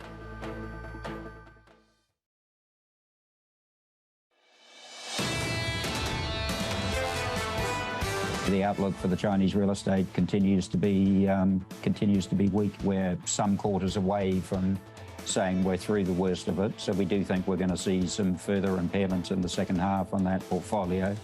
But we're managing it, and in an overall percentage of our overall book, it's very modest. If HSBC has got some concerns, then maybe we should all have some concerns. Ewan Stevenson there, the HSBC CFO, on the situation in China at the moment. From New York City this morning, good morning. Futures unchanged on the S&P. On the Nasdaq 100, we recover just a little bit, up 0.1%. Yields unchanged at 264.87. You know the approach to Chinese data over the last decade or so. If it's good, it probably isn't. If it's bad, it's much worse. That seems to be the reaction from investors, Tom. 49 was the official manufacturing Purchasing Managers Index. Of course, anything below 50 is in contraction, and that number is in contraction for the month of July. When do we get the data, John, this morning? 10 a.m., is it? A little bit later at 10 a.m. Yeah, 10 ISM a.m. Manufacturing, Tom. We will look for that as well. Right now, not on Dr. Copper, not on Dr. Gold, Dr. Gupta here on a ratio. Critty? Of Dr. Copper versus Dr. Gold. At least that's what I'm looking at when it comes to the impact of that Chinese data that we're seeing. Of course, John just talked about the contraction there. We've actually looked at the sentiment around China. It has been worsening in the last month or so, which brings me to my chart of the day, a Jeff Gundlach favorite. The idea that copper, this kind of growth proxy or global growth proxy, largely driven by Chinese demand relative to gold, the global haven of sorts. And really, we're looking at, folks, at a 3-year time frame going all the way back to 2020, where you see this this massive acceleration. The line goes up till 2021, and then kind of stagnates for about a year until June of 2022. So I want to say in the last month or two, where you see this steep decline. Now, a lot of this is coming from China, just given that they're the ones that are driving that global demand. And remember, that growth that you're seeing in China did actually hold up the global economy through the majority of 2020. Now that we're seeing recession calls of Europe and here in the United States as well, it really is China's whim, I would say, that's driving this particular ratio. Critty, thank you so much. We have been discussing Asia this morning, a lot of different ideas here on the trip of Speaker Pelosi in Singapore, and CNN saying expected to attend Taiwan. That is not an official announcement. We have to turn to that. Enda Curran joins us now, originally on economics and, of course, our chief Asia economics correspondent. But Enda, I've got to go to the reality, and I guess it's to the romance of Hong Kong. In the olden days, the West would show the flag in the harbor of Hong Kong. It was all a beautiful scene for the movies, and it's gone. What is the linkage of Beijing to the military of China? What is the linkage of President Xi to his Navy as he addresses Speaker Pelosi's possible trip? Well, those days of courtesy calls to Hong Kong are certainly long gone now, Tom. I think obviously there's heightened tension in this part of the world at the moment, just to see how this visit does play out. You mentioned CNN, Taiwanese media also reporting that Speaker Pelosi will visit Taiwan. We had some hawkish comments today from the Chinese Foreign Ministry in Beijing, daily briefing, saying they wouldn't stand idly by. And then, of course, through the state press, they're also sending out pretty hawkish signals. And one paper, the Global Times former editor, warning about the powder keg that is the Taiwan Straits being threatened. So it is all stacking up now. And of course, quite apart from the political aspect to it, if we do see heightened tensions in this part of the world, there will be an economic spillover. It will have an impact on investor flows, investor capital, and of course, arguably could also have an impact on China's own recovery too. So I think a lot of eyes are on now just whether or not Speaker Pelosi does go ahead with the visit, and then, of course, the extent of China's response to that. And on the flip side, how much the economic picture currently in China is playing into its hard line on Taiwan, on the U.S. visit, on military buildup in the region. How can you connect the two, given this incredibly weak data and other signs that it really is an escalation in terms of deteriorating economic growth? Well, so last December, when China had its big economic conference to plan the year ahead, the kind of theme back then, Lisa, was all about stability for the year ahead. Well, they have had anything but economic stability, at least for this year. We saw that again in the numbers today. Like you mentioned, the official PMI, very surprisingly, back in negative territory. Now, that was quite broad-based. The weakness there was across big factories down to small factories, production, new orders, all softening. Not just a story about supply chain disruption, hints there that global demand is coming off. And remember, exports were a big story for China's economic recovery over the last few years. So on the other side of the ledger, we had numbers saying property sales at the top 100 developers today continue to fall, down almost 40%. So you would have to say, A, the economic story is certainly not going the way the government want. There is a lot of discontent on the ground. We know that through open source social media, for example, the boycotting of paying mortgages to developers who are not building flats is a fairly unprecedented situation in China. So when you look at the economic side of it, you'd say it's not good. Things are not yet stable. The economy is headed in the wrong direction. And when you consider that they're heading into the all-important meeting at the end of this year for President Xi to get its third term, a lot of analysts are saying that it's in the existing government's interest to whip up rhetoric on all fronts, and Taiwan certainly will play into that role. And to just quickly give us a sense of how much popular support there is for China's trying to clamp down on Taiwan and include it in the mainland. Always difficult, to be very precise about it, Lisa. But, on social media as one gauge, there's always nationalist rhetoric. These things do get whipped up. The government always says that any kind of slight against China is a slight against the 1.4 billion people of China. But we do know, certainly at the official level, the warnings have been very sharp. The rhetoric has been very hawkish. And as I say to you now, we'll have to see just exactly how they do respond if Speaker Pelosi does go ahead with that visit this week. What a week in that part of the world. Enda, great work from you as always, buddy. Let's catch up soon, potentially tomorrow. Enda Curran there on the latest. Timing markets is really, really hard. And one of the best individuals at timing the credit market is not even a credit trader. or an investor for that matter, is in the C-suite at Apple. It's Luca Maestri, the CFO. Apple just coming out, Tom, a 4-part debt offering, according to our reporting. And I'm, Tom, looking for a little bit more detail on this. But you know Apple is very, very, very good at coming to market at just the right time when yields are rolling over. Well, this is a sport of their share buyback and, of course, dividend increase as well around huge Titanic free cash flow. John, 95% equity, 5% debt. That's actually a pretty big number for a tech company. They've built that out over the years. But with the size of Apple, a market cap of $2.3 gazillion, you got $95 billion in long-term debt, 3.9%. And $25 billion of short-term debt. John, that's almost the same amount as you and me combined. I wish, Tom. Lisa, Larry McDonald sent me a chart a number of months ago, and it was just a chart of credit interest costs for companies like Apple, and it just plotted the issues from Luca Maestri and the team over at Apple. And guess what?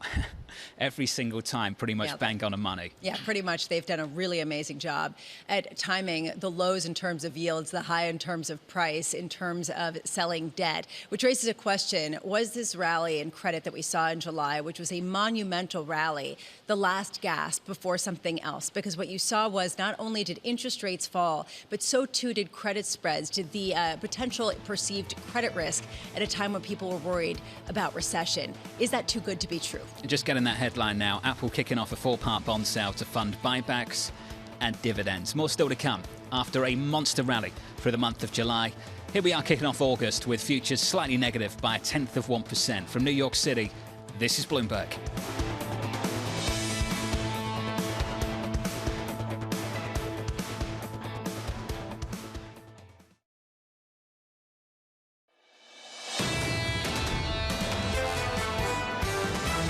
We heard a lot of talk of recession, but we haven't seen any indication in the results. We shouldn't obsess over whether there's a recession. We should be thinking about, as investors, what the depth of it might be. I think the Fed really has no choice. They have to continue to tighten. I feel like they induced this rally. We think the Fed declares victory a little earlier. Remember, Paul Volcker did too. This is Bloomberg Surveillance with Tom Keene, Jonathan Farrow, and Lisa Abramowitz. Good morning, everyone. Jonathan Farrow, Lisa Abramowitz, and Tom Keene back all together after a lengthy holiday.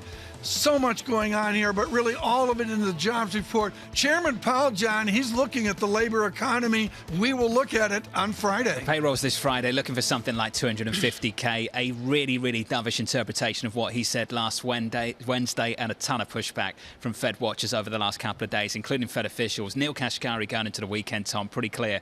We've got more work to do. We've got more work to do. So does Apple Computer. There's about 5, 6, 7 stories on a very busy, really interesting Monday here, John. But let's just go to the latest.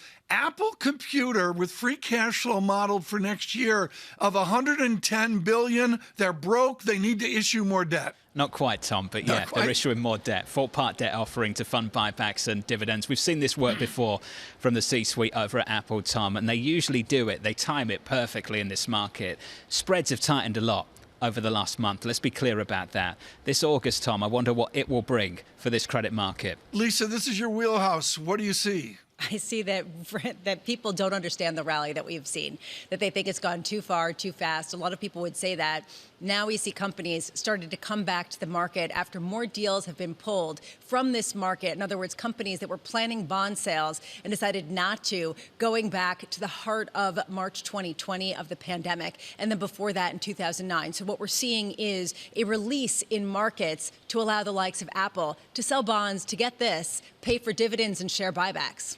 You know, we haven't talked, Lisa, about what is it, John? June 16th? Is that where you put the bottom of the market? That's the low for the NASDAQ. The high for yields was 2 days before that. I think the Dow bottomed out there about the same time. Lisa, what is high yield and IG done in this great equity bull market? So high-yield bonds have just posted their biggest rally going back, in decades, right? I mean, it's been an incredible rally because you've had both components working for the market. At what point, though, has it gone too far? If we are heading into a downturn, wouldn't you expect the default risk to increase? Wouldn't you expect people to be more concerned about that? Or is there still a belief that the Fed will cut rates quickly enough to allow this market to continue humming along? And that's really the conundrum underpinning this. Some of the tensions over the weekend. I got 6 ways to go here, John, before we get to the data. I guess I'm looking at CNN over here on my screen, and they're talking up their news of a Pelosi expected trip to Taiwan. John, we've done a lot on that this week, this morning, Monday, I should say. What are your thoughts on this? That's the foreign policy story of the moment. But is. We can't just focus on the international aspect of China's relationship with the rest of the world. We have to talk about China's relationship with China. The domestic data, Tom, is not great. Sub 50 on the PMI, that's contraction. We know about the mortgage boycott. We're being told it's spreading. We know about what's been happening with COVID zero. That's sticking. What on earth does GDP look like that in that country, Tom? And how concerned are they about social unrest at home, not just unrest abroad? I agree. I really agree with you, John. As I thought Enda Curran captured that very nicely. It's going to be interesting. The path here, John, November is like tomorrow for President Xi when he's got that party Congress. I'll tell you what, for November for this market, it's about 10 years away. It is. It Tom, feels that way. I'm going to go with the VIX up a stick here. The market pulls back ever so fractionally, recalibrating to the bang-up 6 weeks we've had. John, what do you see? It's a mild move, Tom. We're down 0.2 on the S&P. On the Nasdaq, we're down a little more than 1/10%. Yields up a basis point to 265.77. And if you wanted to look for some dollar weakness, it's out there across the whole of G10, basically. The euro dollar positive about 0.1% to 102.31. Dollar yen with a sizable move, Tom, 0.6%.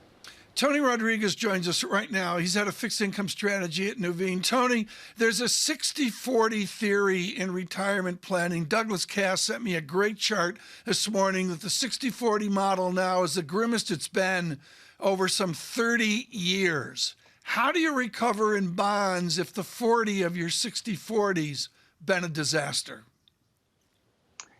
Well, good morning, Tom, and good to be with you.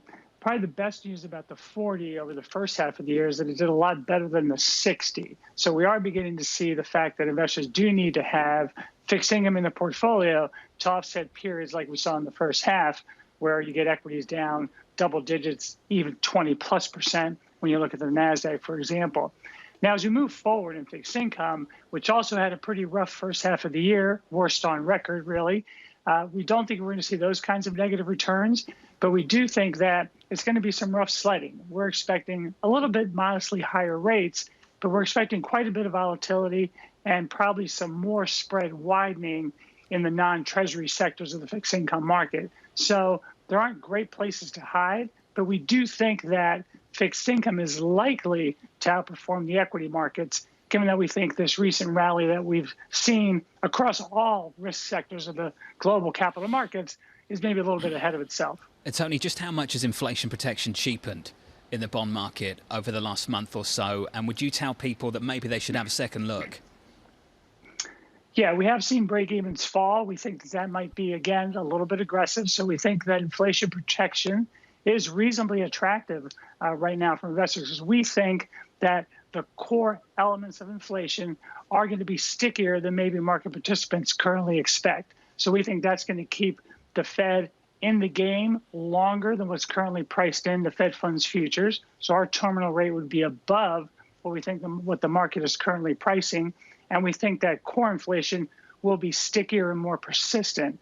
So that all leads to an environment where fixed income returns will be challenging, volatility will be higher, and recession risk, in our opinion, is quite high as we move into 2023. Over the past few trading days, the story really has been in that two-year yield. How much yields have come in on the expectation that the Fed will back away from some of their rate hiking path, or as you say, what you think is the incorrect assumption that they could potentially cut rates pretty soon. How bad do you think that the market has this? How badly mistaken are they in terms of how much the two-year yield has come in? Yeah, well, again, we think that the market is basically pricing in a Fed put, where we think that strike price is well out of the money. When you think about the post-global financial crisis, where inflation really wasn't an issue, in fact, deflation was maybe the bigger issue, the Fed put could react quite quickly to weakening economic data. As we sit here today with almost double-digit headline inflation and core inflation that we think is still actually accelerating and will be with us certainly through the remainder of this year, we think that Fed put is out of the money. So the market's being a little bit aggressive, both in terms of risk asset response, but also, as you mentioned, with the 2-year. So we think we'll see a reversal. We think we'll see an increase in the 2-year. The curve will remain inverted and invert further, in our opinion, as we move towards the end of the year. Over the weekend, I got a lot of hate mail, Tony, from people saying you're ignoring all of the inflation data showing that it's rolling over. You just want to be bearish. You want to say that the Fed's getting it wrong and that the market is priced in too aggressively and easing in conditions. You are seeing signs that inflation is starting to cool. Even in rents, they're not going up as quickly as they did a year ago. However, how much does inflation have to come down to get that Fed put back into play? So in our view, you would have to see kind of core inflation back pretty close to 4% with a clear trajectory to 3% by the end of 23. And in our mind, where we're looking at core inflation, shelter costs, for example, those have actually been accelerating. If you look at a 1-month annualized, it's faster than a 3-month, which is faster than a 6-month annualized. So we're seeing a increase in the pace of inflation. We do think it will be stickier. So I think the only way you could square the market response would be for this immaculate disinflation to occur. And in our view, that's going to be delayed. It'll happen, but it's really not until late 23, 24 that we begin to really see some substantial improvement in the core inflation metrics. How much work does the Fed have to do between now and then? Tony, thank you. Tony Rodriguez there of Nuveen. Bramo, were they handwritten letters or are they emails? In pencil. You get handwritten letters. Tom and I get some handwritten hate mail. Sometimes we thought you got all the love mail. I also get hate messages. People think that I'm too was bared. unaware of that. Yeah, for sure. That is not on. Well, I think that it's interesting that people are seeing this decline in inflation, that there are some inputs that are coming down, but this discussion of how quickly does it have to come down, whether there are stickier elements, and Tony was just talking about rents. The Wall Street Journal just has a story about how nationally average apartment rents have come down a tick to 9.4% in the second quarter of 2022. Yeah, that's down from 11.1% the year before, but really? This goes back to Tom's number one question, and Tom, I think you're right to keep asking it. What do we come down to? From 9 down to what by year end, and how much work does this Fed need to do in between? If it's a curve down, it's not linear. Let's say it's a staggering curve down of some form. How many kinks are in the curve? And to me, John, it's 2-part right now. I could change my mind. Where you go from 9 to say 7, easy beans, and then from 7 to whatever, and then the whatever down to wherever we're heading is a complete mystery right now. Looking ahead to the data this week then, ISM manufacturing later, then tomorrow we get jobs. Job openings might be interesting given what's happening with hiring intentions and job openings at some of the big firms in America right now. Do they start to pull back a little bit more in the way the Fed might actually like to see them do? And then, Tom, we get ISM services, and then later on in the week on Friday, it's onto claims and onto payrolls. John, you can't make money, you can't lose money with Apple. The Apple 2.8%, 40 years out, make it 39 years out, has gone from 98 down to about 77. That's called price down, yield up. And that's hurt everyone, including Apple. Including Apple. I loaded the boat on that. It's killed me. AAA credit. I imagine there's going to be a ton of demand for this one, and then who knows what comes next. AA plus credit. Was that sinister enough for you, That was Bramo? good. Yeah, I like I'll that. take the hate mail on the weekend. In pencil. Do you want me to be the bear of the week? I can be the bear of the week. I don't mind the hate me ML. I think it's instructive. I think it's good. From New York. Futures down 0.2. We don't do hate mail. It's unwelcome and unnecessary. Just send it all to Tom. They This is send it all to Bloomberg. me. You got that right. With the First Word News, I'm Ritika Gupta. Shares of HSBC are rising. Second quarter earnings were better than expected, and the bank promised to resume its quarterly dividends next year. HSBC is pushing back against a call by its largest shareholder, China's Ping An Insurance, to split up. The architect of the Democrats' tax, climate and drugs bill, Senator Joe Manchin, is lobbying colleague Kristen Sinema to get on board. Manchin argues that the measure does not raise taxes. Sinema has not divulged whether she will support the bill or not. She has the power to sink it. Minneapolis Fed President Neil Kashkari says the central bank is committed to slowing inflation to 2%. Kashkari told CBS the Fed will do what's necessary to bring down demand. He said faster inflation is being driven by supply chains disrupted by the war in Ukraine and other factors. Boeing is starting the week with a double dose of good news. For a few days at least, the aerospace company has averted a strike by machinists that would have crippled its fighter jet factories. Meanwhile, regulators have okayed Boeing's plan for repairing tiny flaws in the 787. That is a big step towards resuming deliveries that have been largely halted since 2020. Global news 24 hours a day on air and on Bloomberg Quick Take, powered by more than 2,700 journalists and analysts in more than 120 countries. I'm Ritika Gupta. This is Bloomberg.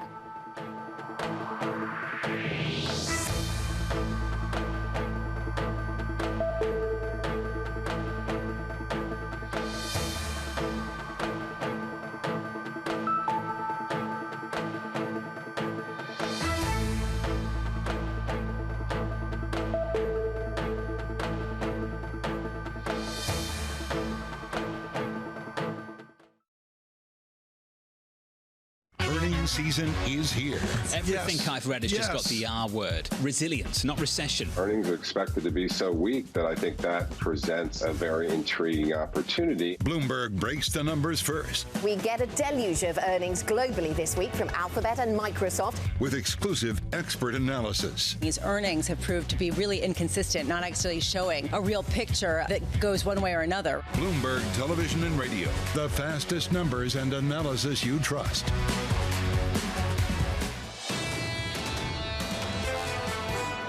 Right now, markets believe the ends to what the Fed wants, lower inflation.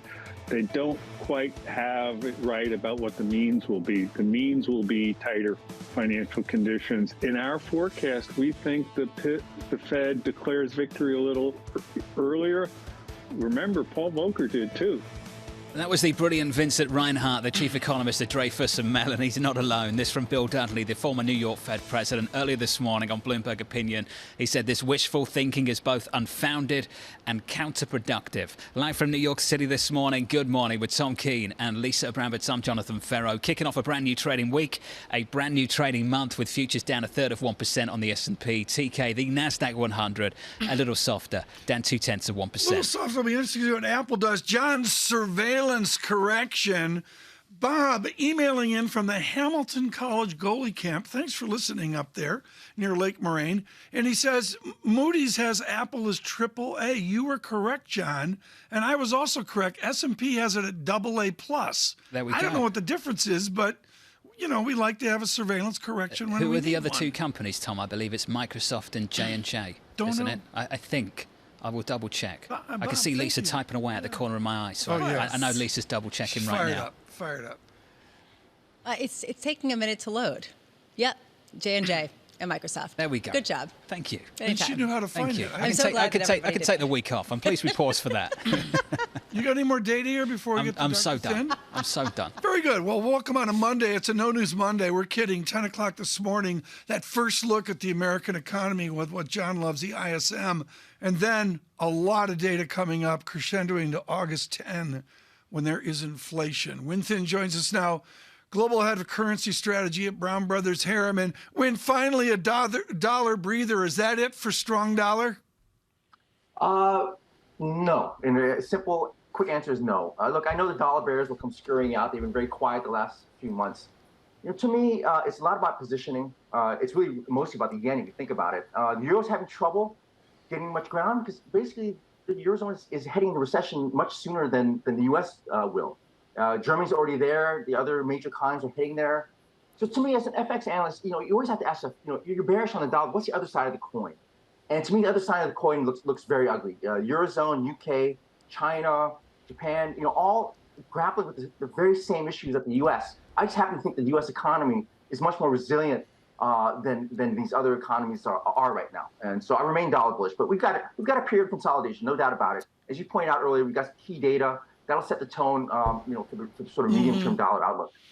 When I want to talk about China, John and Lisa have mentioned the domestic disquiet in China right now. How does that redound on the Pacific Rim? How does Brown Brothers Harriman play the Pacific Rim currencies? Well, the China situation is so complicated. You know, before sort of this last downturn, you know that President Xi was trying to juggle a lot of balls. You know, whether it's addressing income inequality, maintaining growth, maintaining financial stability. And then COVID hit, and it's been really, really cloudy. In the past, what's always been the case is China, once growth starts slowing, basically China steps on the gas, steps on the accelerator, gets growth going again. But they've been very circumspect. They have maintained a much more targeted approach. And I think that's because they see a lot of financial excesses, getting in dangerous territory. As you mentioned, there's been social unrest there related to the property sector. Bottom line, I think China muddles through as always, but it's not as clear as it's always been. I think that the reliance on China as an engine of growth for Asia is no longer there. And so to answer your question, I think a lot of the economies that are dependent on the mainland China, that would be Hong Kong, obviously, Korea, Singapore, Taiwan, I think they're all in for a bit of a rocky road. The good news is that the fundamentals are very strong. They all have basically have current account surpluses, strong external positions, et cetera. But I think for equity market investors, I think it's going to be a little bit tougher road ahead for emerging Asia.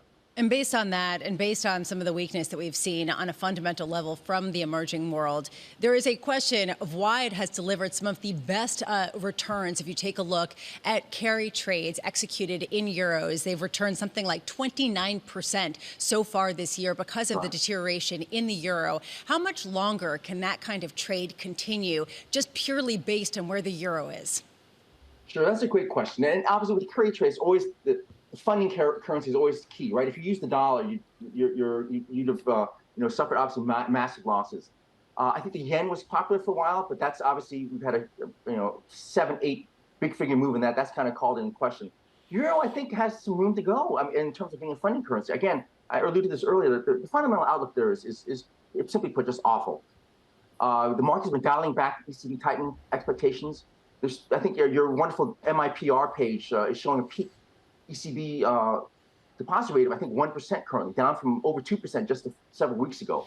So that's reflecting not only the ongoing slowdown in the Eurozone, but also the risks of the energy shortage in the fall. So again, it's really handcuffing the ECB's ability to tighten. I think that's going to be manifested in further euro weakness. We touched parity early last month.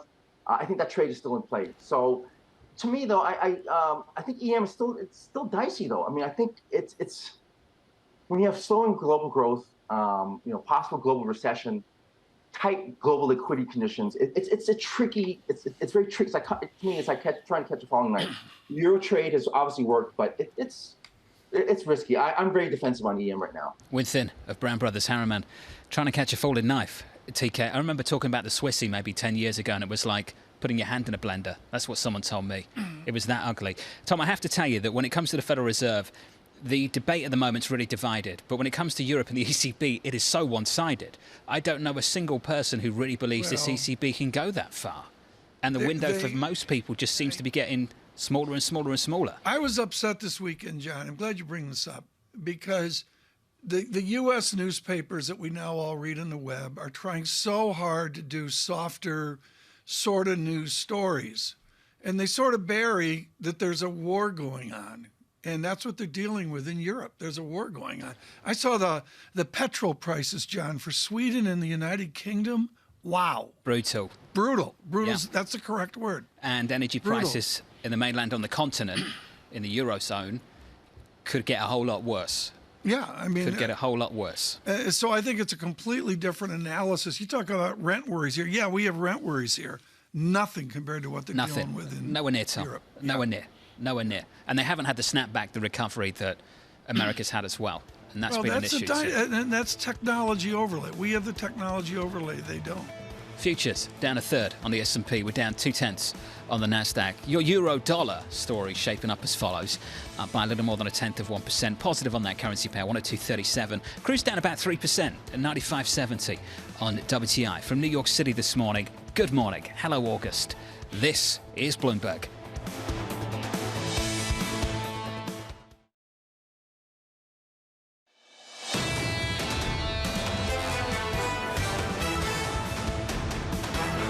Tons of economic data this week. From New York City this morning, good morning. The ISM manufacturing data out a little bit later. Some PMIs, ISM services, JOLTS, jobless claims. Then on to Friday, payrolls, and on to next week, US CPI. Futures right now a third of 1% lower on the S&P, on the Nasdaq 100 down a quarter of 1%. Some brilliant columns out on Bloomberg Opinion today. This just in from Mohammed Al-Arian. Here's the first line. July, an illustration of the adage that the market is not the economy.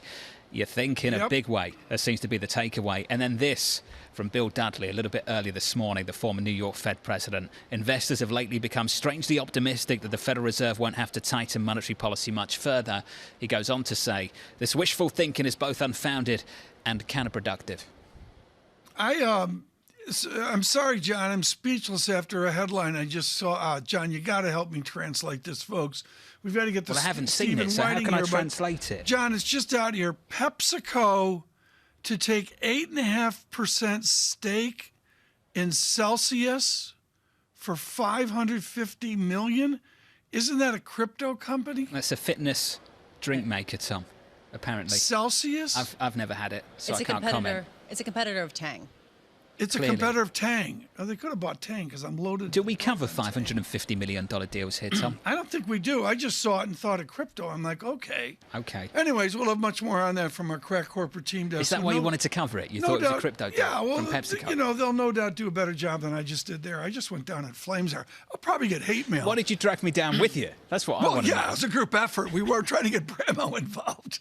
And Bramo said, no. Stephen Whiting always says, yes. He's chief investment strategist and chief economist, Citi Global Wealth, but far more, he links profit into our economy truly like no one I've ever met.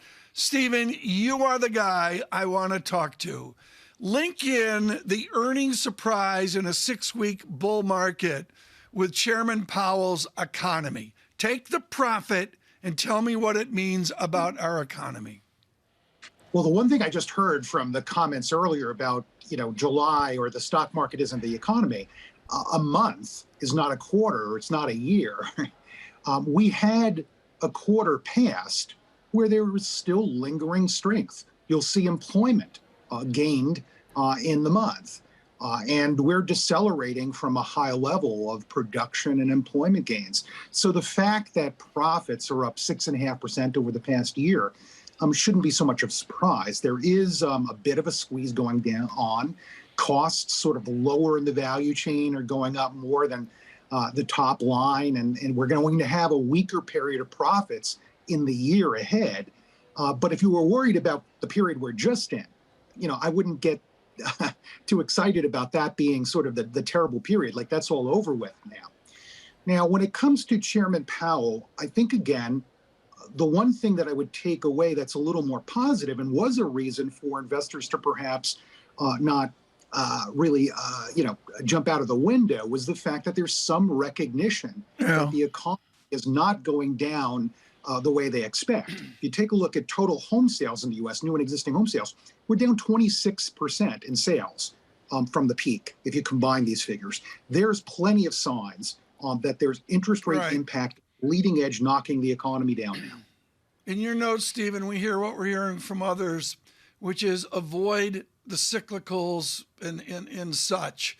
Tell me how technology and the retail bet, as the Journal writes up today, how the technology bet is the non-cyclical play. It's what you want to be in given where we are right now.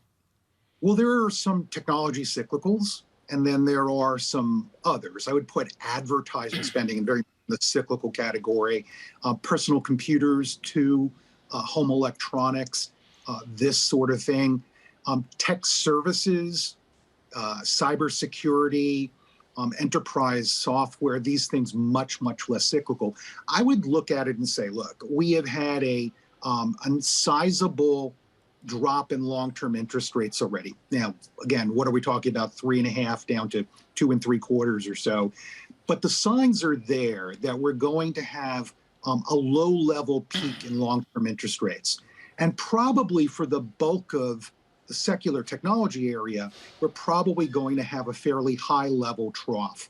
So a lot of the risk, the idea that just commodity prices can go up forever, the economy can have an inflationary boom, we're just going to fight that. I think those are the areas that we would think that are a little bit more vulnerable now. So again, a little bit of drift here towards high quality growth, which we can understand, but I don't think it's really that moment where we can say, well, the profit outlook is really improving for these firms too. So embedded in what you just said, Stephen, are you basically saying that energy companies have seen peak valuations, that it's time to lighten up there? Well, we did, for example, remove our overweight in oil field services. We're not seeing that industries like natural gas, LNG, a lot of some of the things that we are sadly in short supply because of the war in Eastern Europe are really poor investments. The valuation really isn't too troubling at this point.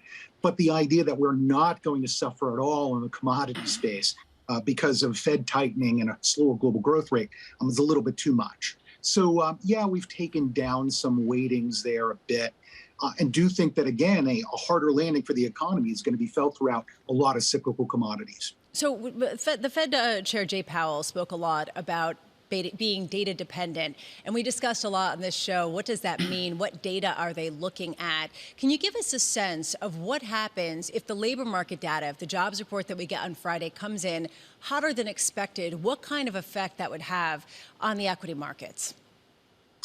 Well, look, it means that the Federal Reserve is unlikely to be kind to the equity market, that it's not there, again, to protect investors. It's to protect labor markets and to get us to a lower level of inflation.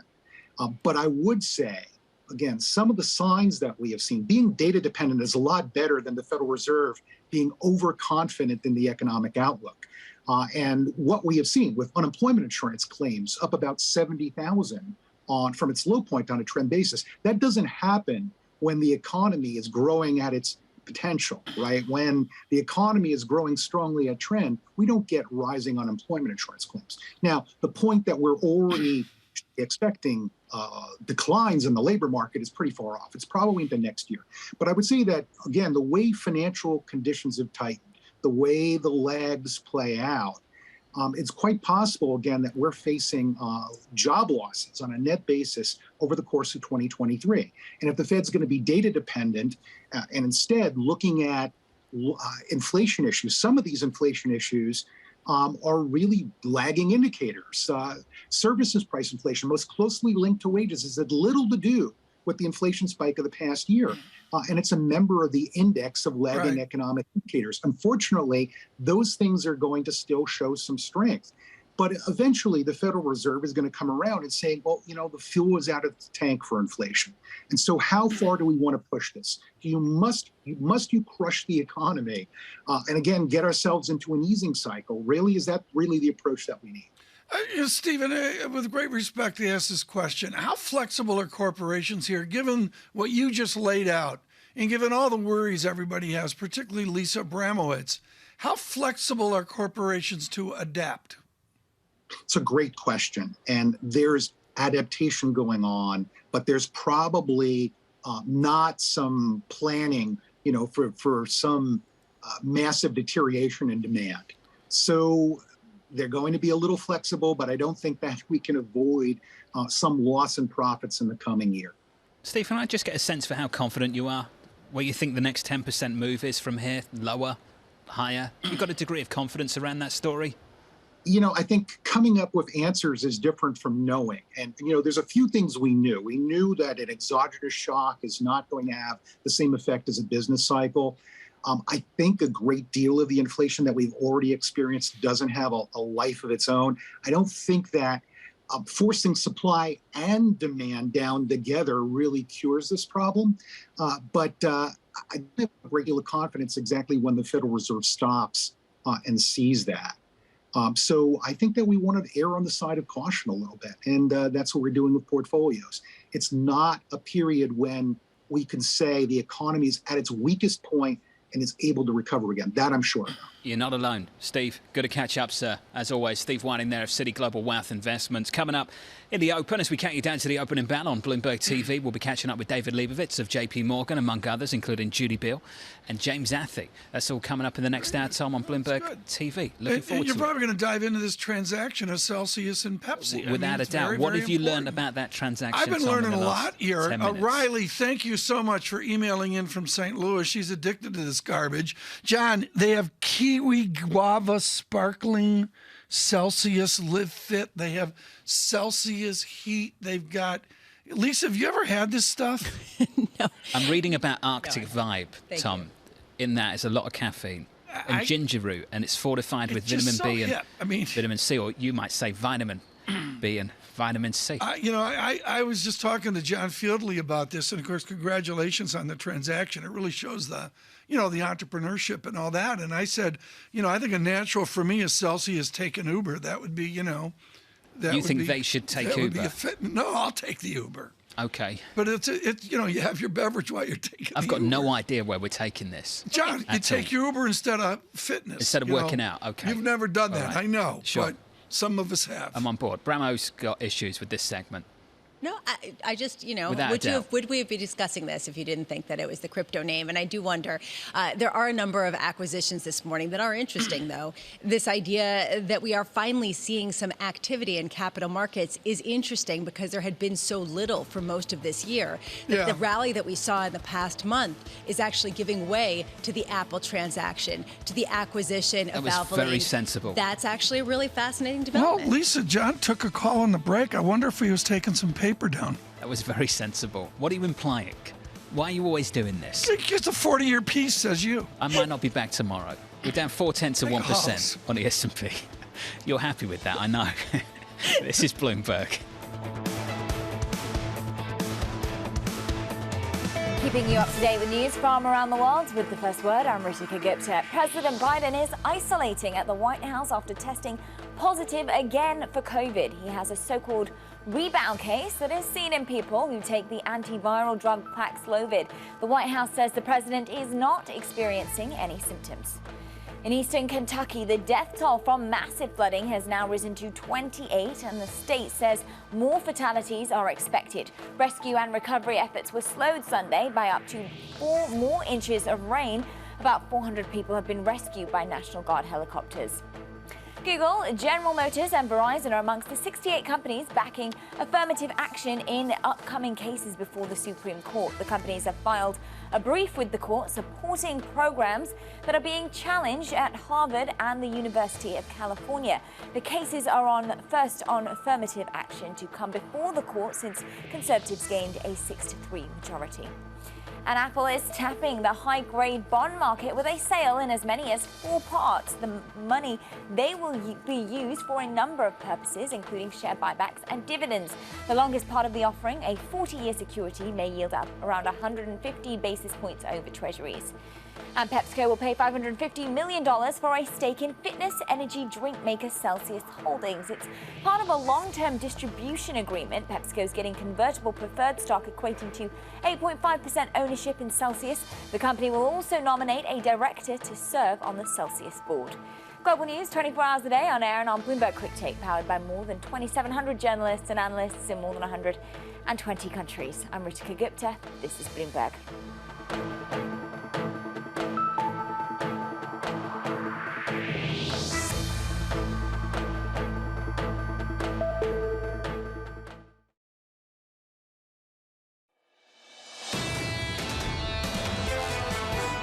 It's going to make inflation worse, actually. So they've got a big corporate tax increase that's going to probably make this recession that we're in worse. All of this spending is unnecessary. It's going to exacerbate inflation. It is not going to reduce the deficit. Face the Nation with CBS. That was Mr. Toomey of Pennsylvania, of course, talking about the moment at hand and the domestic debates that we have. Sometimes you get lucky in your scheduling. We do that with William Cohen. To say he's chairman and chief executive officer of Cohen Group barely describes it. He's a former Secretary of Defense and, of course, his public service and really bipartisan approach here. But far more back to Nixon, Kissinger on China. He, among few, is on the high ground. Maybe Mike Mansfield up in Japan would be somewhat the equivalent. Secretary Cohen, we're honored to have you here today. Is Speaker Pelosi making the right decision if she travels and lands in Taipei and greets the Taiwanese people? Well, I think what we have to do is understand what our policy towards China is and what our strategy is. We have taken a one China policy as far as the last 50, 60 years. And the question then becomes, what is our strategy for implementing that? Do we make a decision? Do we want to have any kind of a positive relationship going forward? And if so, how do we get there? And so I think what has happened with Speaker Pelosi's trip is she has raised very high expectations in Taiwan, very high anxieties in China. I believe that how we deal with Taiwan is a very big, bright red line as far as the Chinese are concerned. And I think they will respond, if not militarily. I don't expect that to take place if she should go to Taiwan. I think they will find a way to respond in their own fashion that will inflict some harm upon us. So it's got a tough decision to make. The military has apparently indicated it's a rather dangerous time for us in the region, and she'll have to take that into account. In the arc that we have of our relationship with China, a one China, and with Formosa, with Taiwan, there have been assurances, 6 assurances over time. You are directly involved with that. How strong are our 6 assurances to Taiwan? Well, the assurances are inconsistent. With the passage of the Taiwan Relations Act, and I was a part of that going back to 1979, we said that we will help provide for the defense of Taiwan. Since that time, President Biden has said we will defend Taiwan. That has caused great confusion in terms of not only with China, but also our Asian allies. All of those in the Asia-Pacific region, or now the Indo-Pacific region, are concerned. What does that mean? Are we prepared to go to war with China over Taiwan? And will they be with us? So we have to get more clarity in terms of exactly what we're prepared to do. Is it just help provide defensive equipment, or actually go to war should China try to attack Taiwan? So there's confusion. There needs to be clarification.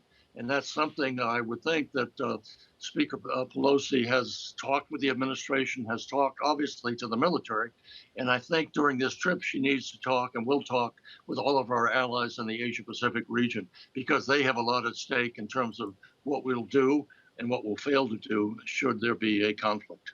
Secretary, as the tensions begin and continue to really escalate in a new way between China and the U.S., is the U.S. dealing with a weakened or an emboldened Xi Jinping, a strengthened Xi Jinping than perhaps a few years ago?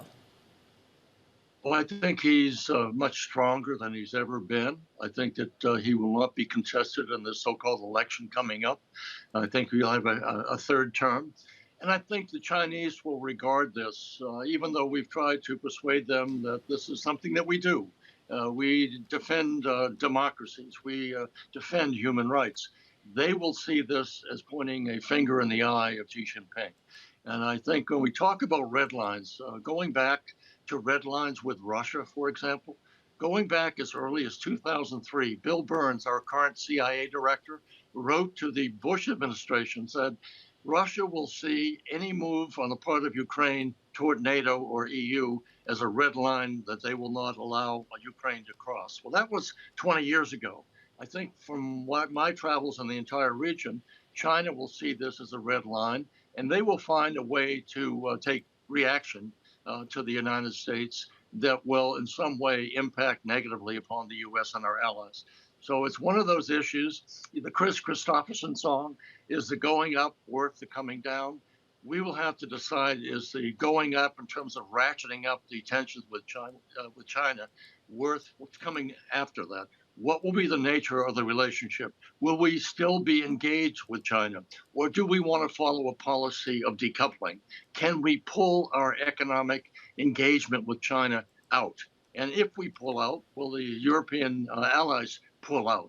Will the Southeast Asian allies pull out? Yeah. So these are all issues tied up with our relationship with China. So it's not easy. It's very complicated. Secretary, just quickly here, do you think that this trip by Nancy Pelosi is advisable or a grave mistake?